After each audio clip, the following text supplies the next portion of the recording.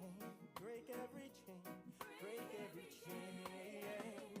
To break every chain, every chain is broken, yeah, yeah.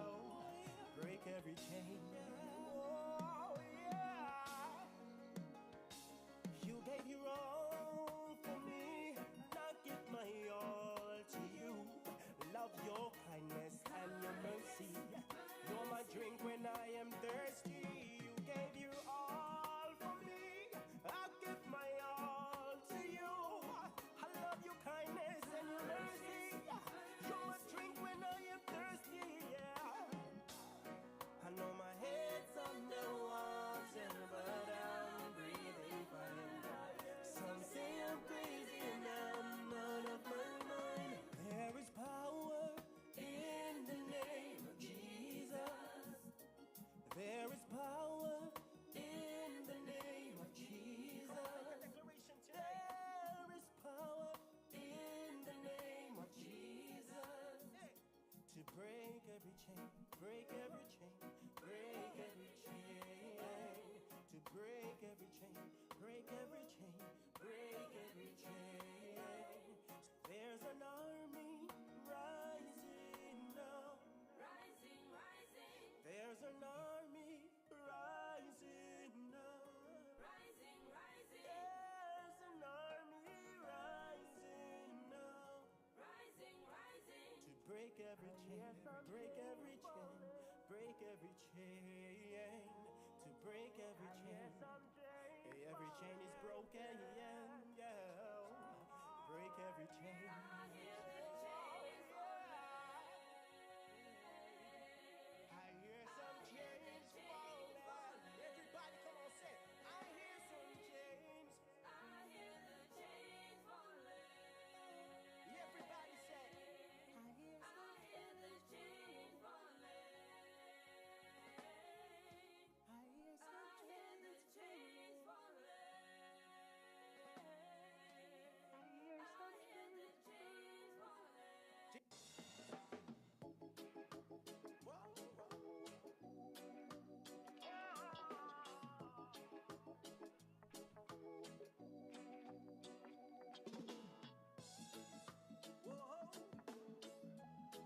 What an awesome God. My God. My God is awesome. He can move mountains. Keep me in the valley. Hide me from the rain. Whoa. My God is awesome. Heals me when I'm broken. Strength where I've been weakened. Forever he will reign. My God is awesome. Savior of the whole world. Giver of salvation. By his stripes I am healed. Whoa. My God is awesome. Today I am forgiven. His grace is why I'm living. Praise his holy name. Sing it out. My God is awesome. Can I get a witness? Awesome. Awesome. Whoa. Awesome. My God is awesome. I wanna testify. Awesome. If you believe it, say awesome.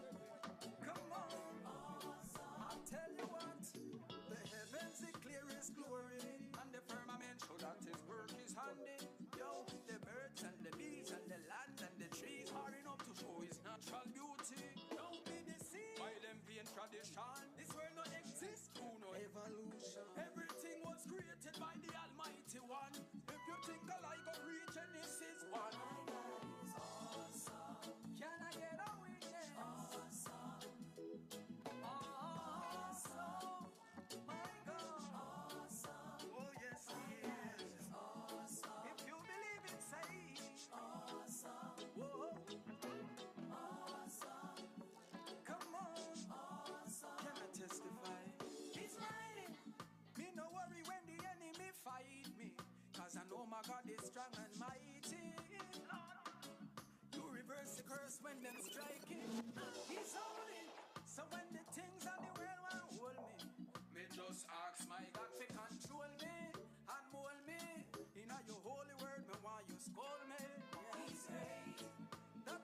stepping out in faith. My God, I'll seek him and wait. I just wanna thank him for his mercy and grace. My God, deliver me from all evil, from bad mind people. God, them know I'm so like eagle. My provider, Jehovah Jireh. Me no worry about food, clothes and shelter. He's always providing all my needs according to his riches in glory. God, I'm me protector. When the enemies are sending them the threat, and I said God fi catch me in a them net. Me no worry nor fret. Me drop in the breastplate of righteousness. Yes.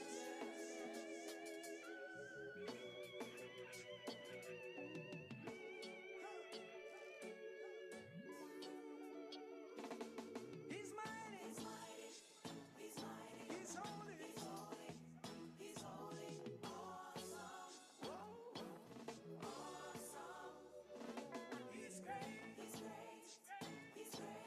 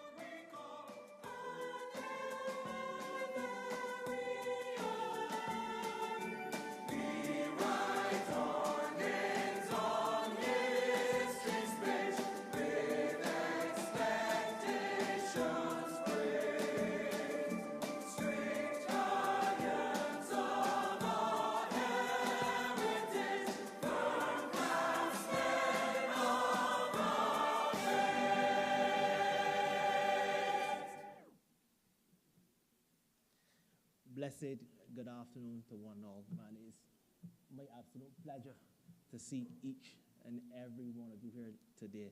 But before we begin, I would ask Apostle Scantlebury to say a word of prayer.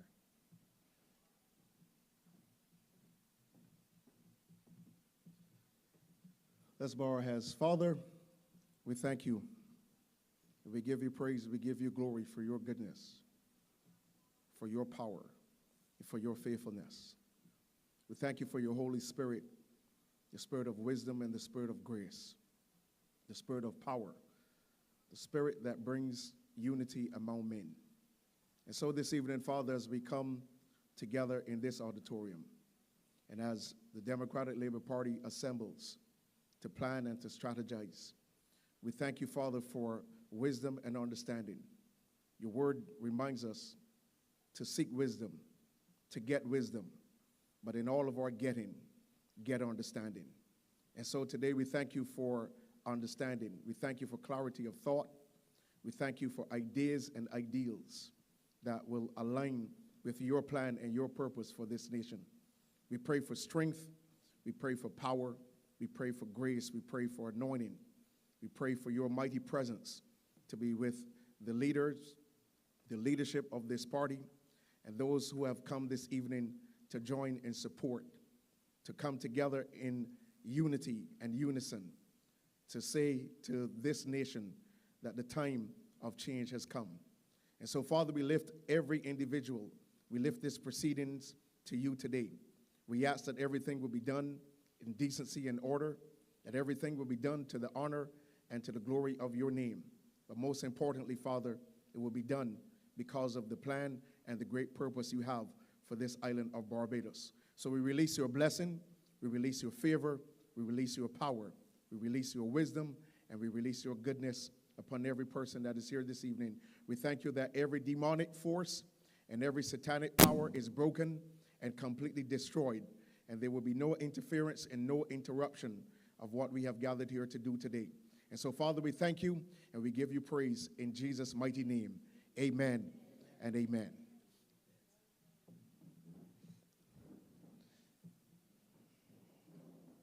Yeah, can you sit, please? Sit, please. Yes. What a powerful prayer. We had some service this morning as well. It was fantastic. And I want to thank you very much for extending that, extending those notions and beliefs, etc. Right? Now, I want to welcome everyone to the Northern Zone meeting. I'm extremely glad to be here. I just want to, can you guys hear me? Beautiful, beautiful. As it is our 70th anniversary, I want to remind you guys that we have a plethora of activities planned, and I want to make it extremely clear that we should try to come out to all, and show strength, continue to show strength. Now, we've lost some time here, which is unfortunate, but we have to move along as quickly as possible, right? To get, obviously, we can get a decent feel. We're going to get all that is needed to be said. We can get in. There's no doubt about it, right? I just checking the microphone. Everybody can hear me? Okay, thank you. Thank you. Right, so as we proceed, I would first like to announce that we're going to have Mr. Pedro Shepherd. He is the spokesperson for transport. He is going to say a couple words to all of us here this evening. But before we do, I just want to give everyone the heads up. In between, obviously, the speakers, because it's the 70th anniversary of this great party, we will be making, I will be announcing some accomplishments in which this great party would have been a champion in implementing, right? So listen carefully as I will be advising accordingly in between. As I stand here, I would like to just welcome Mr. Pedro Shepherd. Kindly give him a round of applause, please. Thank you.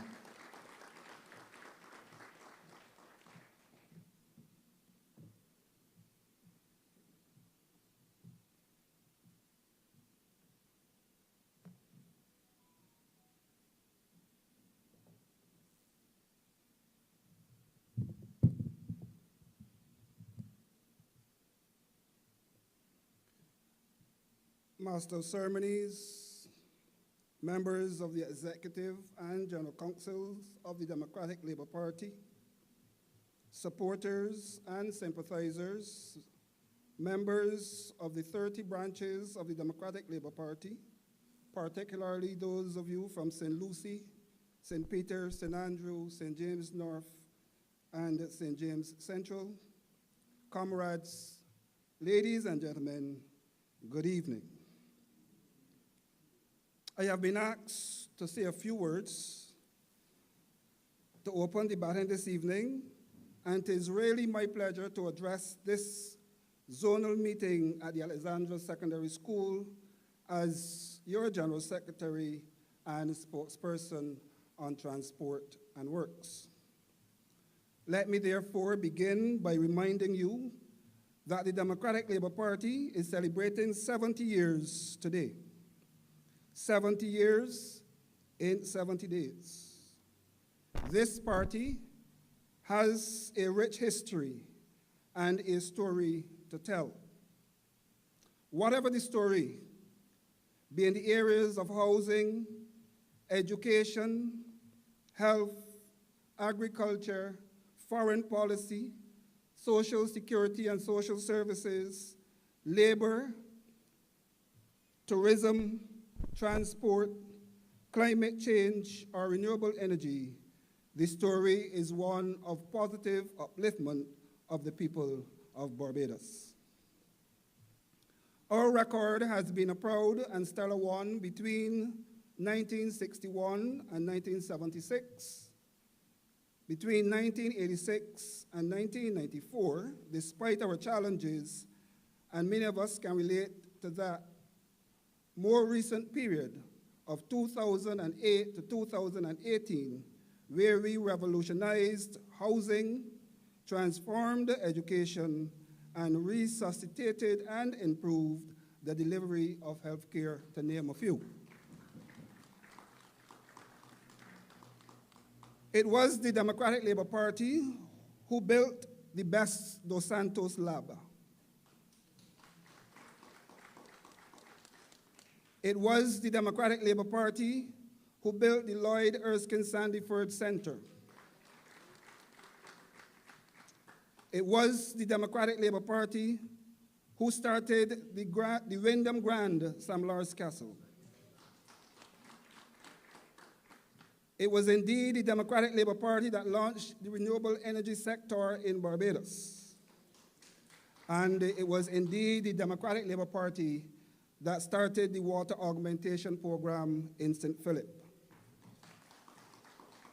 That water will reach St. Lucie at some point. This morning, we attended church at Restoration Ministries in Brennan's Hill, simply to say thanks to the Almighty for our 70 years as a political party, and to ask Him to hold our hands, guide our steps, and direct our thoughts as we take the next steps towards another 70 years. During this year of our 70th anniversary celebrations, we will be having regular conversations with the Almighty because we understand His might, we understand His power, and we understand that He will not put more on this country than it can bear. And so we shall be seeking His guidance more often. The service was fantastic, and those of you who could not attend should view it online. I was certainly struck by the messages delivered by the spoken word and in song. The messages were clear. Those of us who could sing chimed in and participated in the many songs, but one stood out for me as I viewed the monitor. the latter part of the first verse, said, "Great is thy faithfulness. Great is thy faithfulness. Morning by morning, new mercies I see. All I have needed, thy hand hath provided. Great is thy faithfulness, Lord, unto thee." I was particularly touched also by the third verse, which read, in part, "Pardoned for sin and a peace that endureth, thine own dear presence to cheer and to guide. Strength for today and bright hope for tomorrow. Blessings all mine with 10,000 beside." Felicia Dujon is our hope for a brighter tomorrow. It is therefore my call this evening to all of us to ensure that that bright hope for tomorrow gets all the assistance required to ensure victory. A victory on May 21st for us in St. James North will translate into a victory for the Democratic Labour Party whenever the bell is rung. Don't mind the naysayers who believe it is a foregone conclusion. This will be a battle of the fittest, and the fittest will win. Note I say the fittest and not the richest. We accept that if it was about money, there will be no contest. But we believe morality must supersede money in Barbadian politics at this time. We must stand on principles and make the clear distinction between right and wrong or good and bad. We have had to endure a politics in Barbados since 2018, where morality has been eradicated from government and governance. Look at the escalation of crime, lawlessness, and genuine bad behavior among some citizens. Ladies and gentlemen, a Democratic Labour Party will restore morality and values to the way things are done in Barbados. And this evening, we will share with you 7 additional persons who, by their upbringing and educational accomplishments, will help our next Prime Minister, our political leader, and his government, which is temporarily in the waiting room, to turn around this country.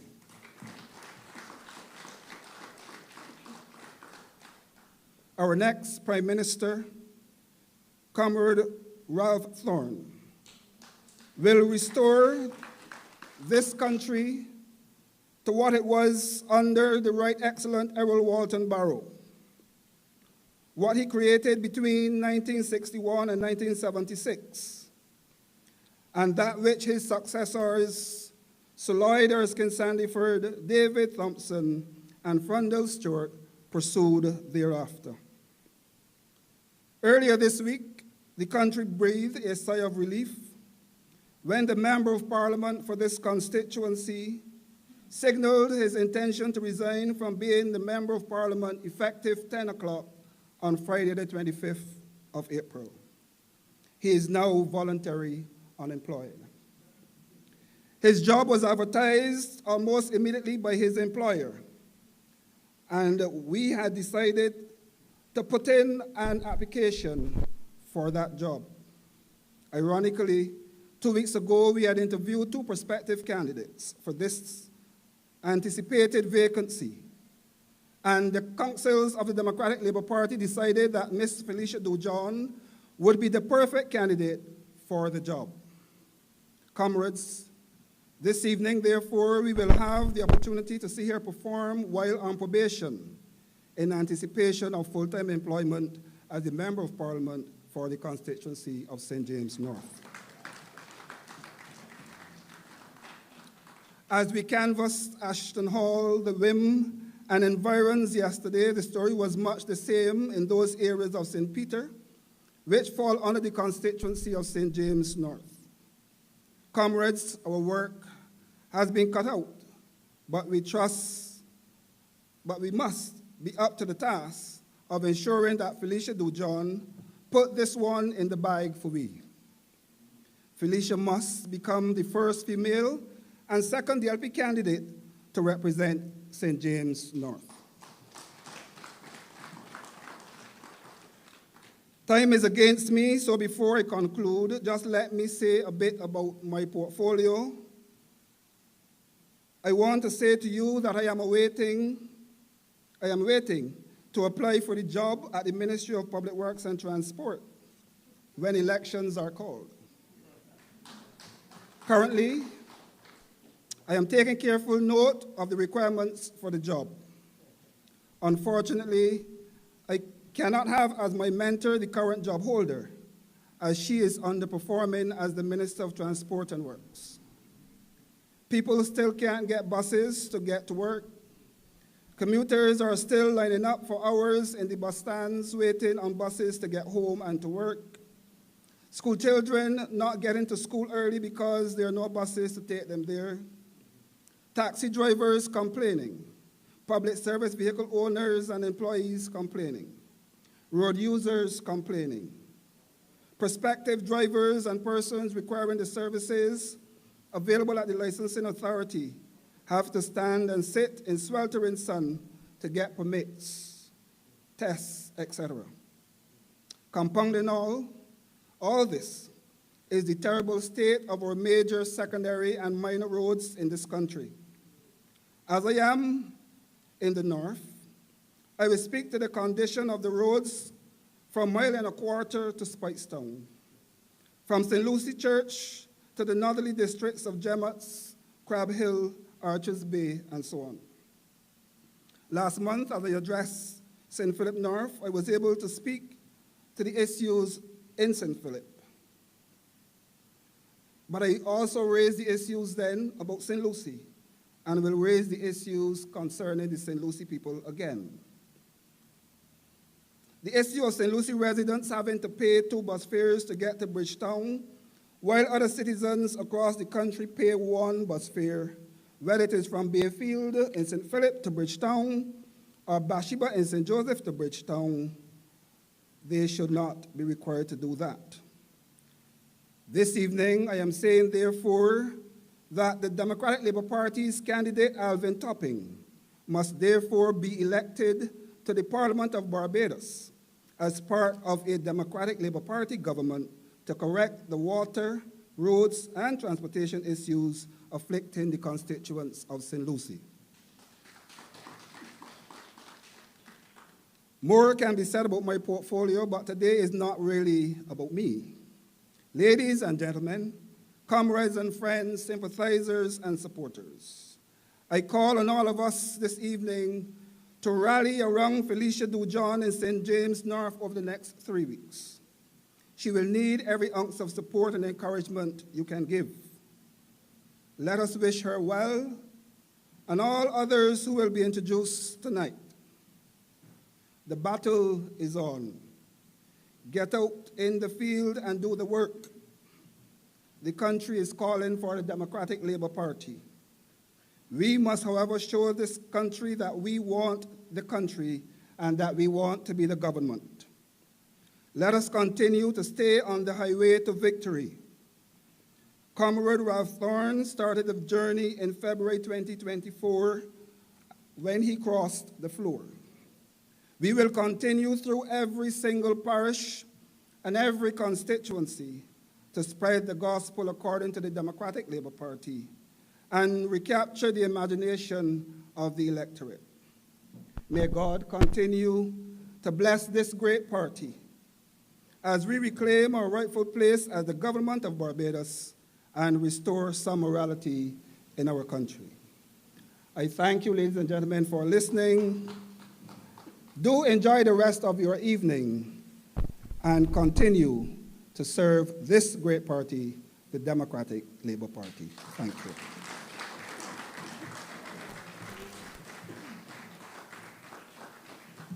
All right, let us get another round of applause. Masterful strokes by the opening batsman. Cover drives, on drives, pulse. Top class, no doubt about it. Barbados is hot, and it can get hotter. No doubt about it, right? We have some more dynamic and powerful speakers up next. But as I promised, what I will do is I will continue, obviously, to talk about the accomplishments of the Democratic Labour Party. And one of them, obviously, independence. 1966. Our founding father. Our founding father. I want another round of applause, please. Another round of applause, please. Another round of applause. Yes. And as we go on, as I mentioned, we have another top-class speaker. She's a young lady, sportsperson for agriculture. She's also the next future representative for Christchurch East. I can say it again, she's the next future representative for Christchurch East.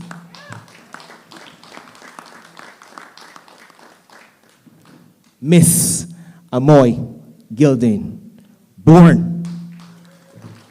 Kindly welcome her, please. Thank you. Good evening, everyone. You can hear me good? I'm not feeling too well this evening, so I will be short and sweet. Ms. Dujon and I met around 2007. That was when I first went to the University of the West Indies. I was a student of philosophy then. Ms. Dujon was also a student of philosophy. And we hit it off. Back then, Ms. Dujon, I can say without a shadow of a doubt, was an exemplary student. Unlike much of us when we were at UWI at the time. A lot of us were scrambling. UWI caused us a lot of nightmares. But Ms. Dujon, as I said, was an exemplary student. She was diligent. She was hardworking. She was organized. She had a vision. One day we were in the lecture theater, and she says to me, "You know, Amoy, I'm going to be a teacher." I said, "Oh." He said, "Yes, I might even lecture at this university." But that didn't really surprise me, because when we were in class, she was always ready to assist. She wanted to help the others grasp the key concepts. She shared information.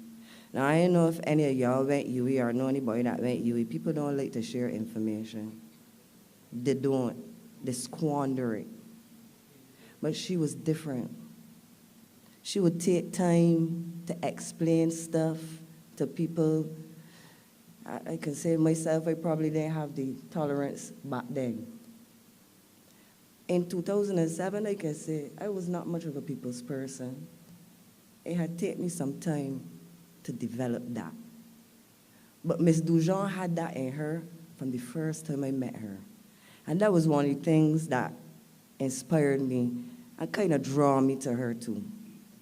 The ease with which she communicated to other people, which I had a hard time doing that back then. I was very closed. She's like, "No, you have to talk to the people. You have to interact." At UWI, I just wanted to go UWI and go home. I didn't want to be on the student council. I didn't care nothing about what was going on in the guild. She's like, "No, you have to make your experience at school a good one, not only for you, but for those around you." So that is how I first met Miss Dujon. Hardworking, diligent, and God-fearing. When I met her, she was deep in her faith, Christian. I am baptized. I did get confirmed. But I can stand up here and tell you, I don't be in church every day or every Sunday. I should. I see some of you looking at me. But I'm being honest with you. Some people think that when you become a politician, automatically you become a Christian because you see the politicians in the church all the time. Whereas before, there wasn't before. But that's for another topic. But Ms. Dujon was always steeped in her Christianity, in her faith. And a lot of the times, especially at UE, it's very trying, especially on exams, depending on her strength to guide us through. And I was very proud. Fast forward a couple of years, I found myself back at UE again, doing something else. And I had to take a course, and lo and behold, who was the lecturer? Ms. Dujon. I said, I really like this woman for true. She had a plan all back then, and she set herself on a course, on a path to take her where she wanted to be, teaching others. Right now, she's a lecturer at the University of the West Indies in philosophy. Yes. And that made me so proud and inspired me to do a little better. Yeah, I laughing at me. Yes. I mean, if you're going to be real and you know that you see people and they're doing certain things in their life, you say, you know what? I need to straighten up myself. She was always sure about where she wanted to go. And she would share what means and ways she went about doing what she did. Oh, you become a lecturer, she would tell you, you need to go and do such and such and such and such and such. You know, people tell you, oh, it was real hard. I had to do this and it took me a long time. She's not like that. As I said before, she shares information. And fast forward again, politics. I didn't really always think about politics, you know. When I was at UE, I wanted to do law and come out and be a formidable criminal law attorney. Yes. So another thing that drew me to Ms. Dujon is her outspoken nature. I outspoken too. Learning how far I could drop my lip, but outspoken nonetheless. On important issues. Not just talking because we got a mouth and we could talk. Talking when things need to be said. Especially when injustice is in the air, like it is too often. She's not afraid to challenge the status quo. Some people say she has a backbone, a spine, something that is missing from politicians. Note I say politicians. We need quality persons within this party, and that Ms. Dujon is. I can attest to that. She's outspoken on matters of injustice, particularly on behalf of children. She's passionate about advocacy for child rights. She forced the government to rethink and repeal the Child Protection Bill.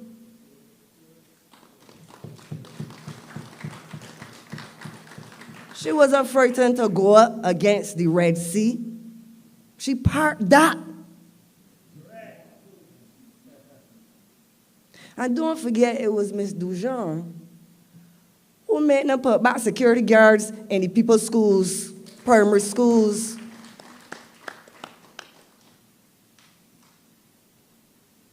And lest we forget, it was Ms. Dujon who made the government apologize to parents and students when they decide to do the IDB survey and ask we children a bunch of nonsense behind we backs. She brought that to the public's attention without fear of ridicule. Why? Because she cares about what happens to children. She's a mom as well too, like myself and a lot of you.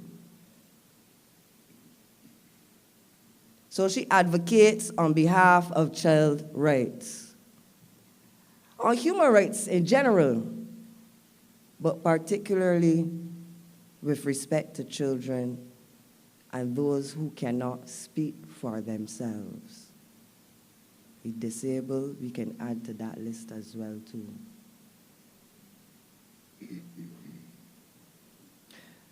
Ms. Dujon shot the idea of me in politics over my desk a day. Just impromptu conversation. Yes, so we need you in politics. Anyhow, I'll call you back. Politics? I said, all right, I'll attend a few things. I will go and I will listen. I heard her speak.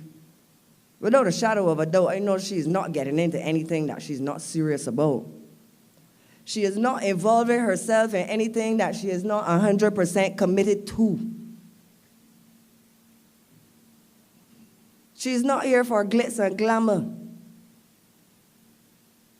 Like all of the candidates for the Democratic Labour Party, we are here to do the work of the people. We're tired with the long talk. We're tired of all of the excuses. We want positive change for Barbados. And Ms. Dujon is going to bring positive change to St. James North.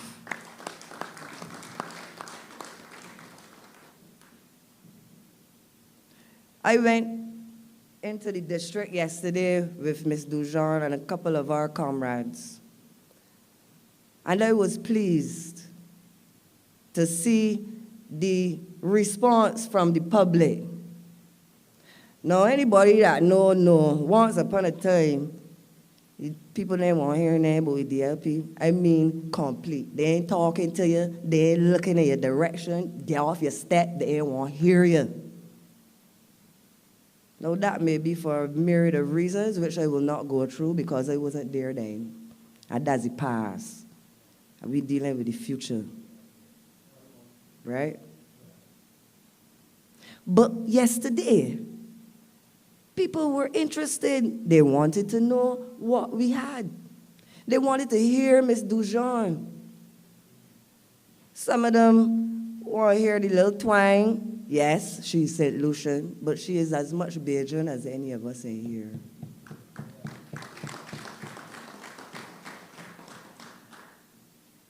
She's been in Barbados for more than 20 years. Married Bajan. Her children are Barbadian. She came here and fell in love with Barbados, obviously. Who wouldn't? And she chose Barbados to set up her home. She wanted to be a part of this nation. She wanted to assist us with this battle, because it's a battle, you know. All hands on deck. We have to support Ms. Dujon in these efforts. 21st of May, that's just around the corner, you know. Just around the corner. When I spoke to people yesterday with Ms. Dujon, one of the things that I can say that stuck out to me, a few persons said, I don't want to vote anymore. This government do it with light. The DLP do it with light. And since they get in, we ain't see the MP for the area. We heard that on more than 2 or 3 occasions. That is not good. Bajans are fed up. I could use a different F word, but Bajans are fed up. And they are looking to the Democratic Labour Party for a viable option. They want a change. They want to know that they can go to that polling station and they can vote out the Barbados Labour Party with a viable candidate who will do the work on behalf of the people. Ms. Dujon is that candidate. She is respectful. She has integrity. She is honest. Accountability and transparency, also very big on her list. And one of the things I think that is very important when I'm looking at character of people is their ability to say sorry. She's not afraid to say, you know what? I had the wrong information. I apologize. I know now, and this is what is going to happen better. She looks to improve herself. It is not a competition. I'm sure if y'all watched the news feed yesterday, and I think the gentleman from the Nation was asking her about Goliath and David. And she was like, it's not about comparison. It is about the work for the people. I am here to work on behalf of the people of St. James North. That was her retort.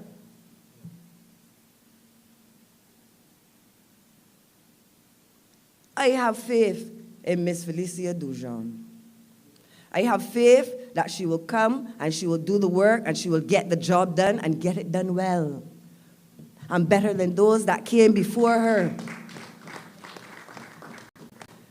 And yes, a man told me yesterday, Ross, you joking. The DLP even in that area since blah, blah, blah. Okay, that may be. But do you know the future? Never say never. Never say never. So we're not listening to those detractors. We're not listening to those negative soothsayers that don't have any positive criticism to give you.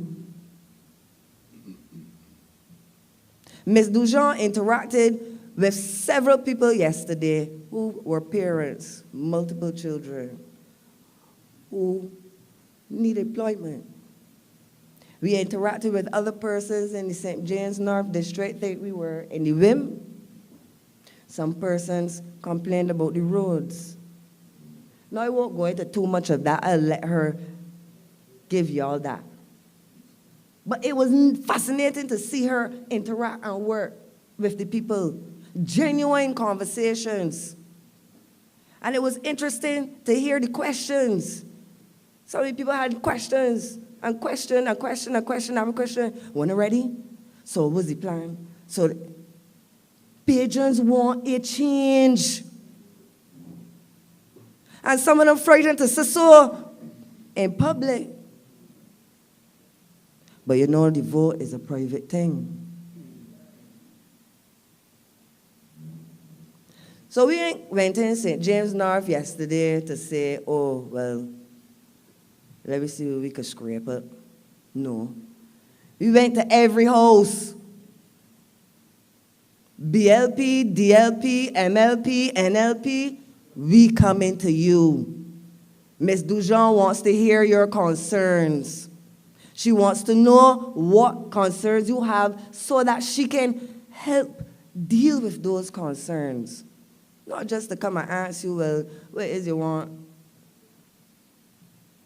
2 cases of beer and a box of corned beef. We ain't dealing with that. Then politics done.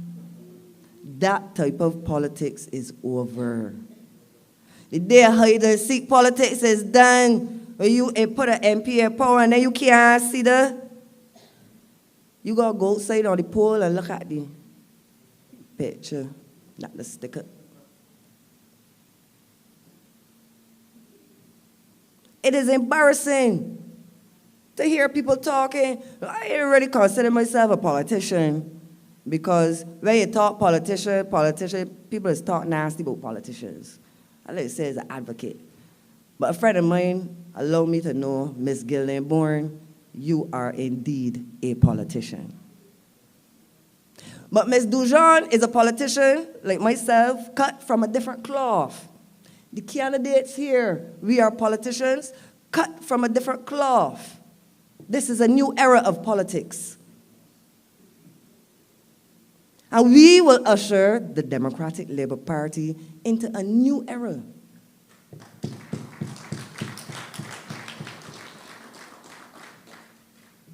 Miss Dujon, I like her real bad. I like her style. She real down to earth too, for those of you who haven't interacted with her yet. And for some of my Jamaican friends will say, she little but she tallow. She's thunder in a box. Small in stature, big in personality. And she's just not all books neither. She's a farmer as well, much like myself. So she is, as well, a daughter of the soil. She don't mind getting her hands dirty.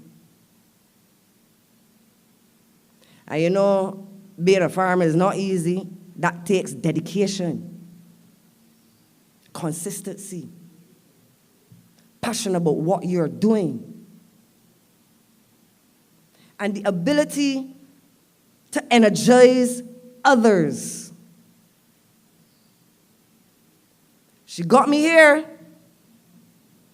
and I'm glad she did. When I hear Ms. Dujon speak about the Democratic Labour Party, sometimes I just get goosebumps. I just tell myself, boy, arrow barrel proud, boy. I watch her speak. I listen to her when she talks. And I say, you know what? This is something that needs my attention. Because at the end of the day, I was complaining about the government too. Cost of living high for me as well. But it made no sense complaining, and I was in a position to do something. Ms. Dujon often tells me, Amoy, we, the candidates, we are doing the work of God. We're just not here spinning coffins. This is needed. We need people like Ms. Dujon. And I hope that the residents of St. James North will think wisely about this decision. As Mr. Shepherd said not long ago, winning this seat will open the floodgates for the rest.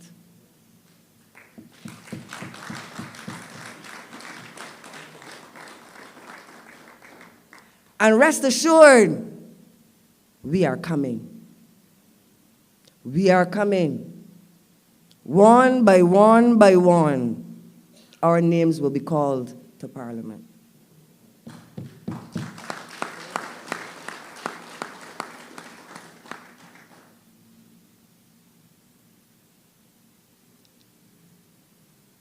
I'm not going to say anything on agriculture, because I didn't come here to talk about the failing agricultural sector. I didn't come here to talk about how over 6 years and they didn't do absolutely nothing with agriculture, how to kill the sugar industry. No, I'm not going to talk about that. Today is about Miss Dujon and St. James North and winning this seat 21st of May in this by-election.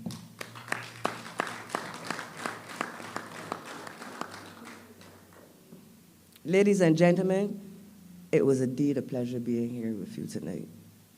Thank you.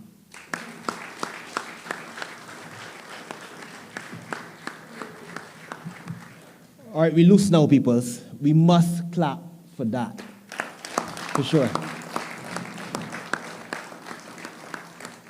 So as I mentioned earlier up in the afternoon, I'm going to list some accomplishments of the Democratic Labour Party. Listen, the reality of it is we can walk about with our chests up high. We can beat our chests every single time.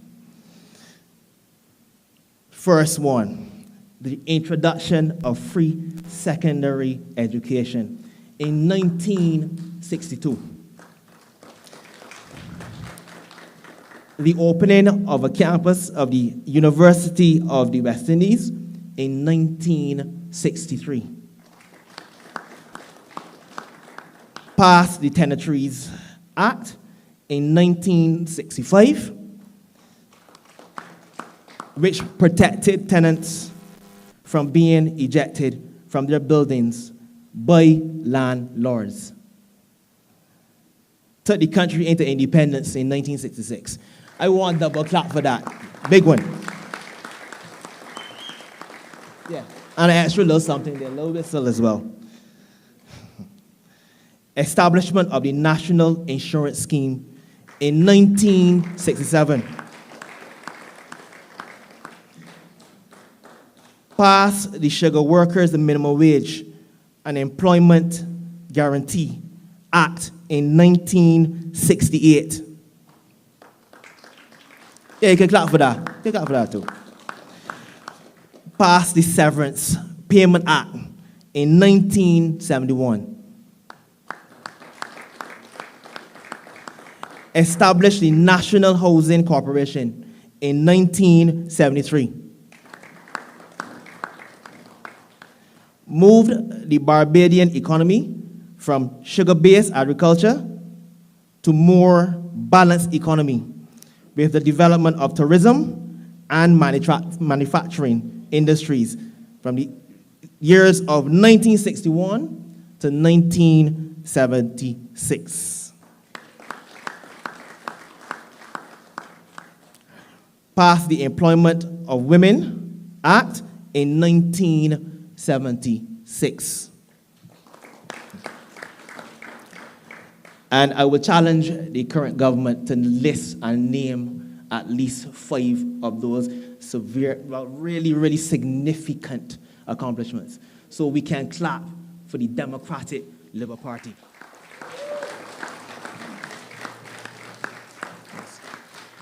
As we move forward, we are going to name 7 more candidates.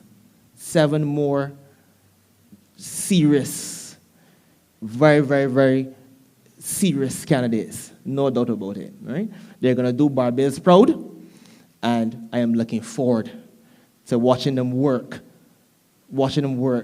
in a serious way. So as we continue, I will allow, obviously, the candidates to be named. Oh, excuse myself, just hold on a second.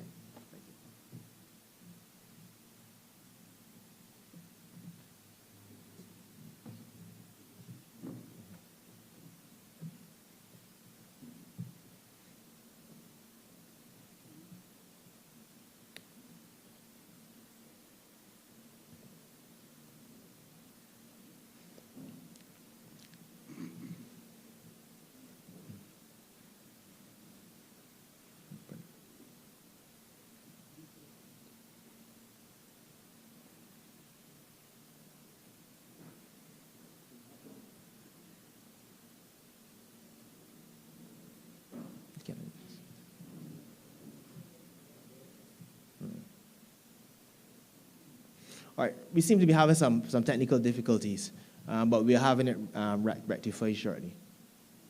Okay. Yes. Beautiful. All right. Yes. So as we move forward, you heard Miss Amoy. She would have talked about our experience whilst canvassing. And we spoke to many people. I believe it was in Reservoir Road. And, you know, the reception was really, really, really fantastic. We had one gentleman. He was looking to actually come on this political stage on our behalf.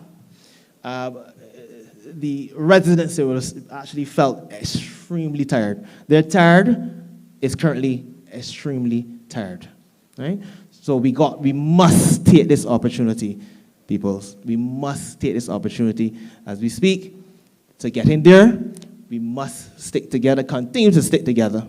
And I want all of the members of the Democratic Labour Party to stay home and come home. No doubt about it, right? No doubt about it. So we speak on the roads in Barbados. Now, there are many roads in Barbados, many roads in Reservoir, in that particular area, needs serious repairs.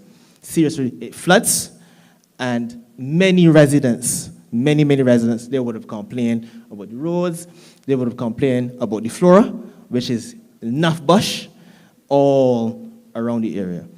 And, they're looking for answers, they're waiting for answers, and we need to give them answers as soon as possible. In terms of education, well, we know education is going nowhere. Nothing is being done. We have 2 ministers of education as we speak. 2 ministers of education. And obviously we would have had a former minister of education to a certain extent who would have, obviously, she wouldn't have done a very, very good job at all. And we really need, as I said, to keep the fight to the other party. We really, really need to do that. And we need to continue to press ahead. We have many weeks of canvassing. We have to be on the ground every single day. Every single day. Each and every one of us must be on the ground. Must be on the ground. Right? We cannot allow this opportunity to slip us. We cannot. So let me just reintroduce myself. My name is Ramon Goodman. I came into the party in 2022. Now, I want to thank each and every member for showing love and appreciation. This is me here. I have a voice. I have a voice. I'm a young man, and I was given the opportunity, and I was given a voice. And I want to thank each and every member here today.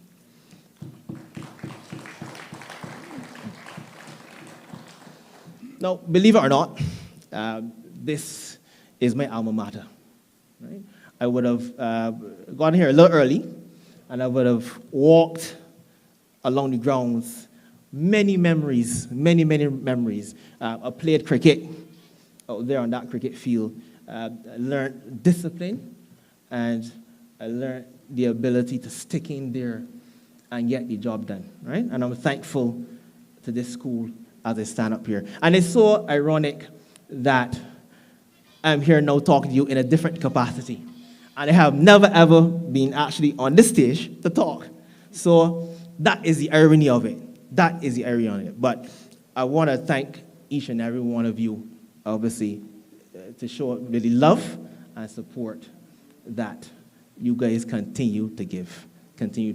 As annual conference is actually coming up, and I want all members, please, let us show numbers at each and every one of these events. Each and every one of these events, we must show numbers. We must show strength. So, as we move forward, I don't think they are ready for me as yet.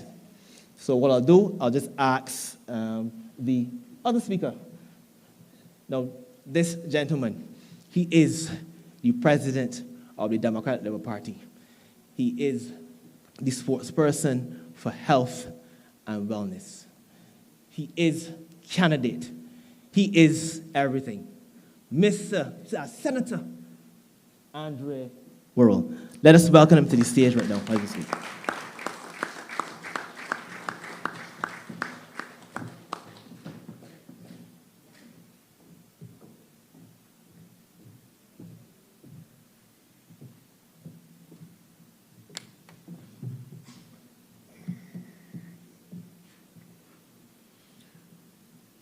Good evening to all of the members of the Democratic Labour Party, and good evening to the constituents and residents of St. James North. It is an honor for me to be here tonight to speak to you at this, our first zone meeting for the Northern Zone, and also at a time where we are in a position to announce 7 more of our candidates, bringing our total number of candidates to 22. This shows that the Democratic Labour Party is working, and this shows that the Democratic Labour Party is serious, and we are hearing and acknowledging the call of the people of Barbados. And tonight, one of those candidates will be the candidate which will be successful at the May 21st election in St. James North, Ms. Felicia Dujon, and bring a victory for the Democratic Labour Party in this riding. Now, tonight, it's not just about our candidates, but it is an ideal opportunity for us to more or less speak to our St. James North by-election campaign and to recognize that we are hearing the voices of the people of Barbados. When you go to the supermarket, they stop you and they whisper, "I am supporting you." They tell you about their concerns, about their fears. They recognize that democracy in this country is under threat. There's a fear of crime. There's a fear of the cost of living.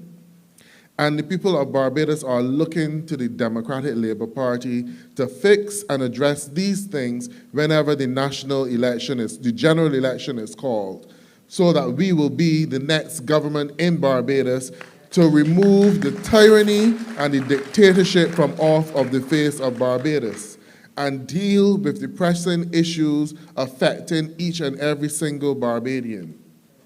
They also want us to acknowledge that we will not forget the small man. We will not forget the poor in this country. Because as they look on and see what this government is doing, there's a strong sense that we Barbadians are being left out in the development of this country, that we are being left out in the business opportunities in this country, that we are being forced to accept below normal and average work contracts in this country.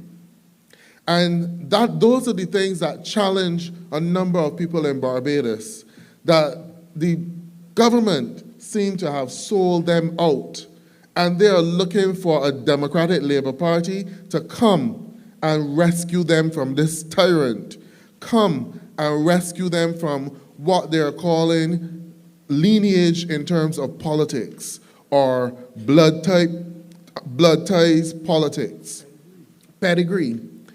We heard it last night in a news interview where they were launching their candidate and talking about him having pedigree, bloodline politics.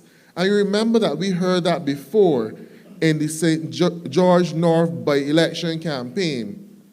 And I'm certain that many people in Barbados regret voting in that person in St. George North because they feel as though they have betrayed the workers' movement in this country. If bloodline politics does that to you, do not vote for bloodline politics. Do not vote for pedigree, because people with pedigree will not recognize the challenges of the ordinary man. A dog with pedigree does not care about the salmon tot retriever. They only care about winning the prizes at the dog shows, but not necessarily looking out for the rest of people in Barbados. And that is the government which we have by the Barbados Labour Party, led by Mayor Motley. And I am telling you that under the leadership of the Honorable Ralph Thorne, we can make a difference in this country. We can go out there and work with the people of Barbados and restore justice, restore a sense of normalcy in this country, where Barbadians feel as though they have a chance in this country. This morning, we went to the 70th anniversary service, and I also want to make a plug here for my colleague, Senator Ryan Walters, who is not with us because he's overseas on business, but I'm certain if he was in the country, he would be here at every single one of these activities with us. So that is to explain, because we are working together as a team, supporting each other. This morning at the church service, the pastor, his sermon was more so based on the crime situation in this country. One of the things that many Barbadians are fearful of. And you know what? It is not just the old Barbadians, but it's the little children as well. You had two situations where a 13-year-old was shot, and I attended that funeral with one of our candidates who will be announced today, and we did not even get home good from that funeral service. And you heard about the grazing with a bullet by a 14-year-old living in the city. And then the next morning, there was an editorial in one of the leading newspapers which spoke about the fear that our young people face and how they wish that they could leave this country.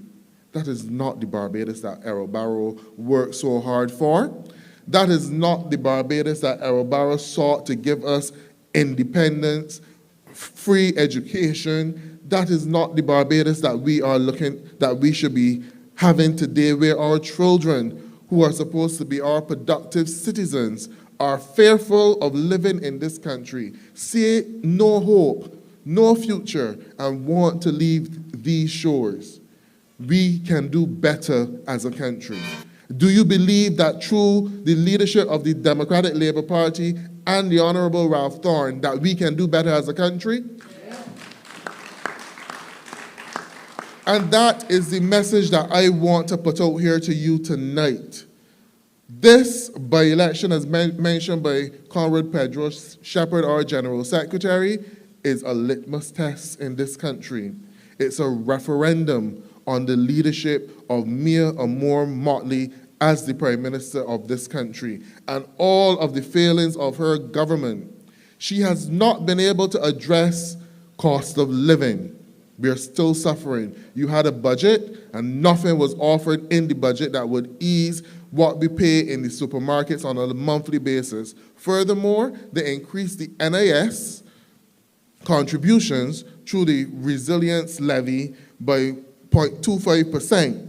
So as of this month, workers are taking home less in their pay pack, already dealing with high cost of living in this country and finding it hard to make ends meet. And the Barbados Labour Party, they just look over those things because that is pedigree politics. It does not affect them. It does not come to their door. It does not affect how they put meals on their table. So they're not going to deal anything with it. But we need a government who put the people of Barbados first and recognize that these are important issues. Because if you don't have enough to spend, the economy will not turn over. And we are seeing that now. When you drive around Barbados, one, because of the crime and because of the high cost of living, many establishments are closing early, which means that you do not have the luxury of that third shift, which many people relied on to even help them to have a second job. Persons would work in a gas station for the third shift and then go to work the next morning for their regular job. All of these things help them to make ends meet. The entertainment sector, you don't have the young people having those opportunities to work in the bars and to work as DJs in the nightclubs or in the hotel circuit because the cost of living is too high and Barbadians are staying home. They're not spending. You remember that they put the tax on the gas with the expectation that we will get better roads. But when you are driving now, you have to dodge potholes, even on roads which were recently refurbished. And these are things that the people of Barbados cannot understand what this Barbados Labour Party government is doing, because it seems as though they don't care for us. You have a Prime Minister who is out of this country more often than she's here, traveling first class or on private jet with a large entourage of people, while we here in Barbados continue to suck salt We don't have the luxury of those frequent trips. We don't have the luxury of first-class travel, and we're not seeing anything for it because I tell you, even though they spoke about us getting grants or getting loans as a result of these travels, there's something called Zoom or a conference call, or there are embassies overseas with diplomats who have the capacity to go and negotiate these agreements on behalf of the people of Barbados, and just the same way the Democratic Labour Party did it, and every previous government in Barbados would have done it, and we still were able to benefit from grants from the Chinese government. When I served on the board of the gymnasium, the Chinese government refurbished the gymnasium and placed the solar panels on the gymnasium to reduce our energy costs. That came through grant funding. It didn't take any major trips. We would have had an ambassador, Sir Lloyd Sandiford, working in China who would have negotiated those things for the people of Barbados. So we didn't have to be running back and forth to China on frequent, expensive trips to get that done. And I would have you know as well that the same Chinese government, before they had finished the gymnasium project, agreed that they would have refurbished the national stadium and rebuilt an entire national stadium. And had this Barbados Labour Party government not come to office in 2018, the people of Barbados would have had a spanking new national stadium ever since. Welcome the political leader of the Democratic Labour Party, opposition leader, the Honorable Ralph Thorne.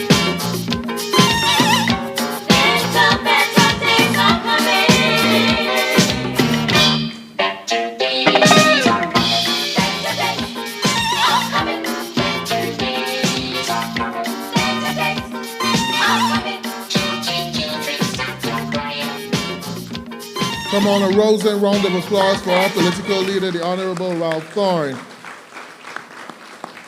The man that the people of Barbados are waiting to hear, because he comes with decency, he comes with morality, he is a striking difference to the Prime Minister of this country, and he will make a far better Prime Minister of this country whenever the general election is called.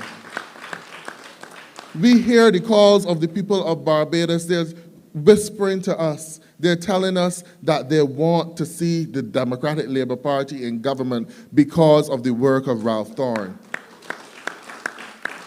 Gave a marathon presentation in the House of Assembly for the budget debate, where he touched every single critical ministry and exposed all of the corruption and the poor judgment of the Barbados Labour Party. And you know what? The people of Barbados followed that. They listened to it. They were surprised at the revelations and how corrupt this government is.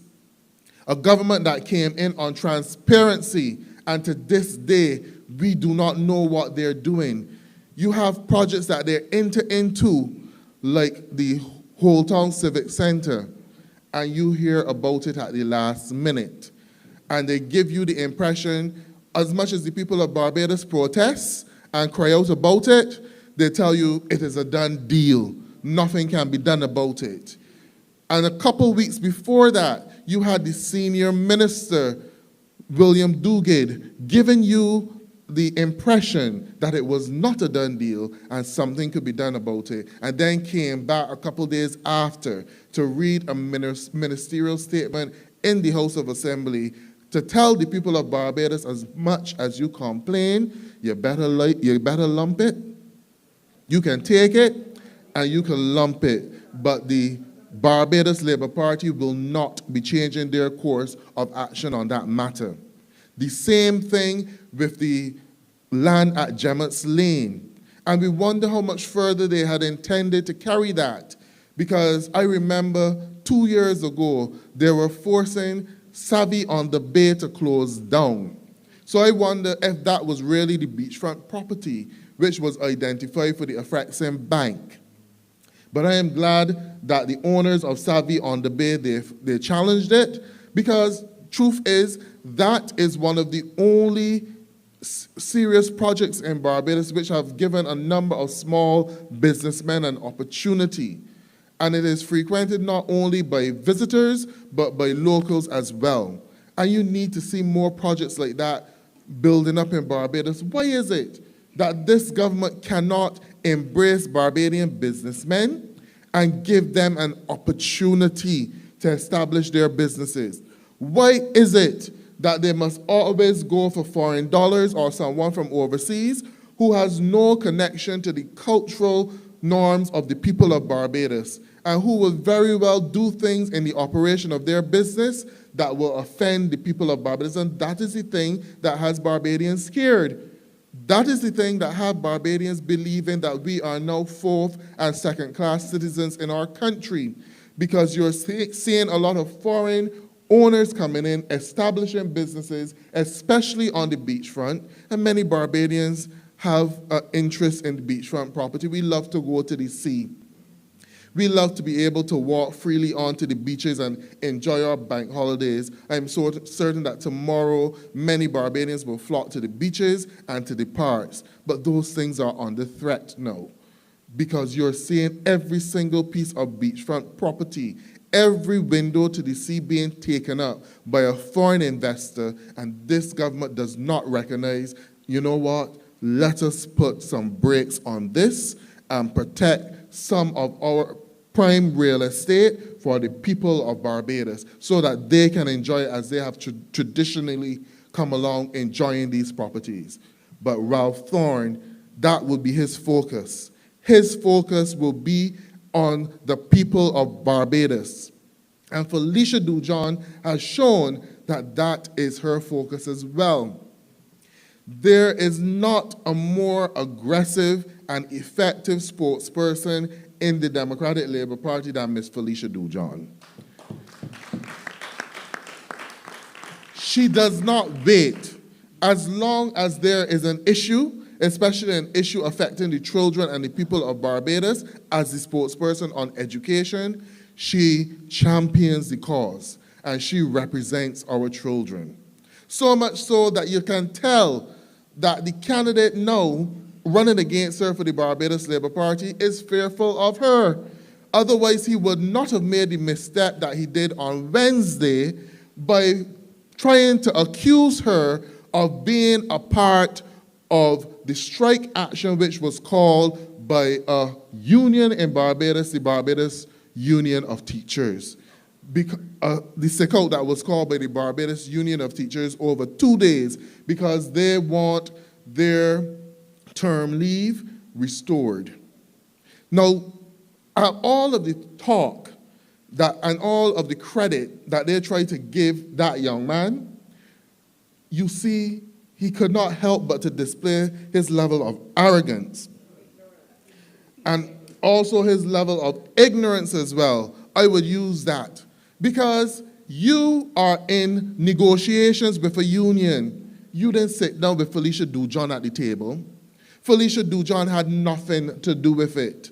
But you have shown that you are fearful of her because of her positive activism that she has led with so far. And you recognize that she is championing the cause of the people of Barbados and champion causes that should be done. Missed a grand opportunity. If he really had any leadership ability, that strike would have ended, that sickout would have ended on Thursday. Because a country, a government that campaigned in the budget of bounty with the $300 checks that was promised but none of us ain't get yet, or know how you're supposed to get it, that is a symbol of bounty. So therefore, allow the hard-working teachers in Barbados to enjoy some of that bounty. Because we know, given what is going on in our school system now, the teachers are probably burned out and fatigued. Every single day, you're hearing about a different act of violence committed by children. 16-year-olds, 13-year-olds, 18-year-olds. So it means that our teachers must be under tremendous pressure. And if you are telling us that this is a country of bounty. Why can't you allow them to enjoy some of that bounty the way that they were traditionally allowed to do it? Recognize the importance of the value of that term leave. You need an opportunity to reset yourself. You need an opportunity as a teacher to look to see if there's an area that you would want to study that can further improve your ability to meet the needs of our children. That is what that term leave is about. Teachers in Barbados have the one job that there is no clock out time. There's no clock out time for teachers. Even though teachers work from 9 until 3, dedicated teachers carry homework religiously every day. At this time for the Common Entrance exam, all of those Class 4 teachers were at the schools with their children for half day or for the entire day, preparing them for the exam. And not just the primary school teachers, but the same thing is done at the secondary schools as well, helping the children to complete their SBAs, doing much needed revision. So you cannot ever tell me that a teacher does not deserve that term leave or deserve that ability that they can refresh and renew their focus and their spirit to give to the children of Barbados. And he is denying them that opportunity. So it shows that he is not fit for leadership. He is not fit for leadership. And it shows that he is also fearful of his competitor because he knows that she will do a better job any day with rain, thunder, or lightning. She will look out for the interests of the children of Barbados. And that is why the Democratic Labour Party supporters and all those people who want to see a change in government in Barbados need to rally behind Ms. Felicia Dujon in St. James North. This is our opportunity to fire a warning shot across the bow of the Barbados Labour Party to let them know that this is a referendum on your leadership. And so far, Barbadians are not impressed. Tint will not deal with the crime situation. So if you don't know how to deal with it, pack up and move out and let the Honorable Ralph Thorne, who has been advocating for gang legislation, deal with it. You will see a reduction in crime. Tint will not deal with it. And you will also many of our candidates. One of the things that you need to do is to give young people opportunities. We have our spokespersons on community development, I believe is Mr. Simon Clark, who would have mentioned the importance of getting our communities functioning again so that you would have holistic activities for the children in the communities. Right now, under the Barbados Labour Party, community centers are open when no one is there. During the day, community centers are open when the children are at school or people are at work. But at 6 o'clock in the evening, they're closed, when the residents can be using them. And if we had activities which were done by the constituency councils within the communities, I am certain a lot of our young people would be saved, and you would not have 13 and 14-year-olds telling you that they are fearful for living here in Barbados.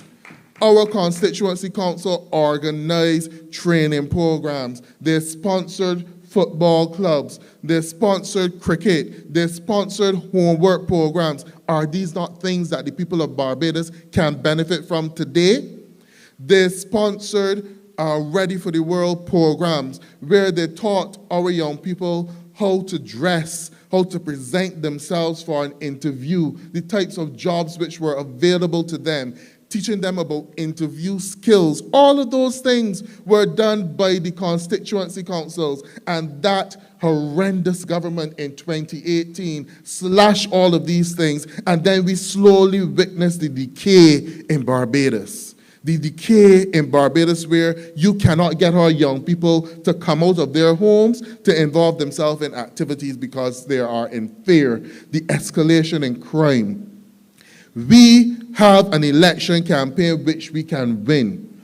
All it needs is for every single Democratic Labour Party supporter, every single Barbadian who is fearful of the Barbados Labour Party. I know some of you will not walk with us in the election campaign, but when you see us in the supermarkets or we pass you on the road, you will whisper to us that you are supporting us. I understand that it's because of fear of tyranny, because this is a government. I want to get back to the union situation.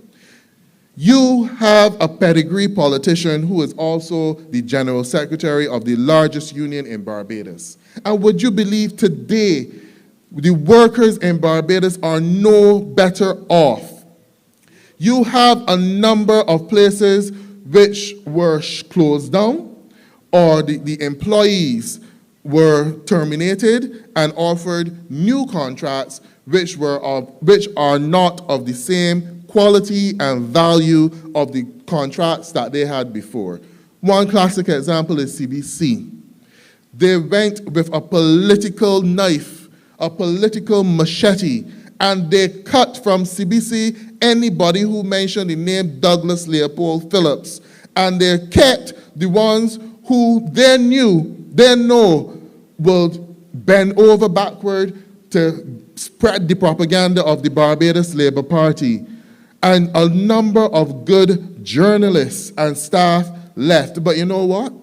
They brought back these people with contracts. Now, a contract is not the same thing as full employment. We have to ask how long the contracts are for. You have now devalued the working class citizens in Barbados. Because if you have a contract for 3 years, it means that every 3 years you have to go and get that renewed. So therefore, when you go to the credit union to get a loan, and that loan is for a 5-year period, they will tell you that you can't qualify. So therefore, if you can't qualify for a loan for 5 years, you can't qualify for a mortgage for 25 with a 3-year contract. That is the position they have placed the workers in Barbados in. And by doing that, they have also inculcated fear, because they're making these people believe that they must show loyalty to the Barbados Labour Party. That is not the way our civil service in Barbados is supposed to be operating. Our civil service in Barbados is supposed to be unbiased. You're not supposed to know about political parties. Even there are rules in the general orders that you are not even supposed to wear a DLP or Barbados Labour Party branded shirt or anything as a civil servant in Barbados. So therefore, a civil servant should not have to show any loyalty to any politician when they're conducting their work. And I believe it is as a result of this that you are getting a number of walk-back decisions happening in this country. Because they're not listening to the civil servants, they feel threatened, so they basically tell them what they want to hear. And that is not the best advice for the people of Barbados. So you see that in the Ministry of Transport and Works, they still don't know how to deal with the road tax. You see in the education system, they can't get the grooming policy implemented. You see in the business environment, they came about with a number of rules for KIPO, but it's still not functioning properly. It still takes you three months or something like that, or you're going to know somebody in KIPO to get a business registered. I'm certain that the lawyers in here will tell you, even when it comes to charities and stuff like that. So the government of Barbados is not availing themselves to the best advice. What they're doing is they're paying off Barbadians for that advice, and then they get whatever they want. So we come to the politics of morality versus money. And that is the difference that the Democratic Labour Party will make under the leadership of Ralph Thorne. And that is one of the messages that we want to send to the residents of St. James North in this election. If you take the money, you will lose out on the morality. And the morality is far better for you at this time. The morality will see a reduction in crime. The morality will see a reduction in cost of living. The morality will see our children have less fear about living in Barbados and have more hope and optimism about Barbados. That is what Errol Barrow stood for. And that is what the Democratic Labour Party will always stand for. That is what Felicia Dujon stands for. That is what Ralph Thorne stands for, what Pedro Shepherd, what Andre Worrell, Randall Rouse, Nathaniel Boy, Shaquani Hunt, all of our named candidates, Senator Ryan Walters, Dale Rowe. We stand for morality. And we will make sure that Ms. Felicia Dujon and Dr. Eswick too, we will make sure that Felicia Dujon campaigns on the platform of decency and morality, because she is a woman. She is a woman with very high standards, a mother who cares not only for her 2 Barbadian children, but she cares for all of the children in Barbados.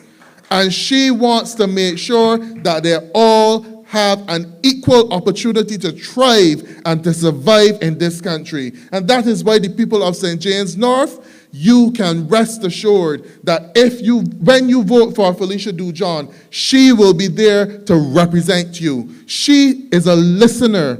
She will listen to your concerns. She is a thinker and a problem solver. So she will work out the best solutions to your problems. You want to tell me that for 15 years being represented by the Barbados Labour Party, I think it is 12 to 15 years by Mr. Edmund Hinkson, and then before that by Mr. Raul Eastman, the Barbados Labour Party has not been able to bring justice to the many low-income communities within the St. James North constituency who are imprisoned by high society condominiums and villas and hotel properties, and who have to still use a cart road to get their vehicle off of the main road to park it by their door. So it's almost as though the Barbados Labour Party thinks, look, when I deserve to be driving an SUV, when I deserve to be driving a new vehicle, when I should be catching the bus, getting off at the bus stop and walking through the track,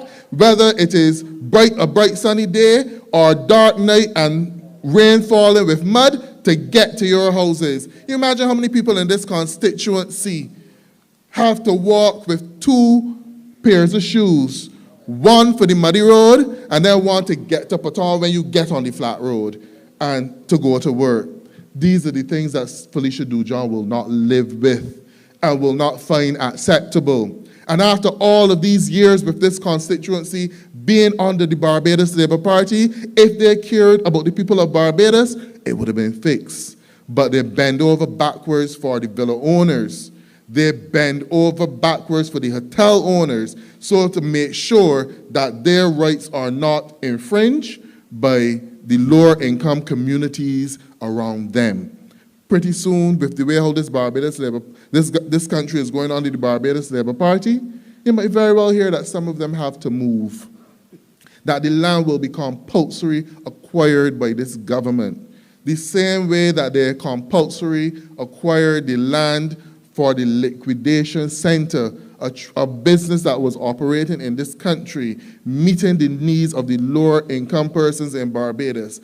And just because they wanted that property, they used their numbers in Parliament, the 30-0 at the time, and compulsory acquired that property.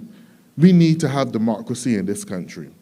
For now, with this by-election, we need to have another voice sitting in the lower house of assembly with Mr. Ralph Thorne to give him an ease, so that every week he does not have to bring the opening response to every piece of legislation, because Felicia Dujon will help him with that, so that he would have the opportunity to strategize of the big picture, winning the general election whenever it is called. So that is what this seat will do for the Democratic Labour Party. That is what it will do for democracy in this country. It will give us an additional voice in the House of Assembly, the lower house, with Ms. Felicia Dujon, and then in the Senate, myself and Ryan Walters, we will continue to articulate whatever they brought. That is the plan for this country. And if you want to see a move away from this tyranny, vote Democratic Labour Party in the May 21st by-election. Vote for Felicia Dujon, even if you don't live in St. James North, but you have family in St. James North. Call them and encourage them and make sure that they get to the poll. And also speak to them when they're at work. Tell them that Barbadians are looking at them to send a shot across the bow of the Barbados Labour Party. Vote for change. Vote for decency. Vote for morals over money. Vote for Felicia Dujon and the Democratic Labour Party. I thank you this evening.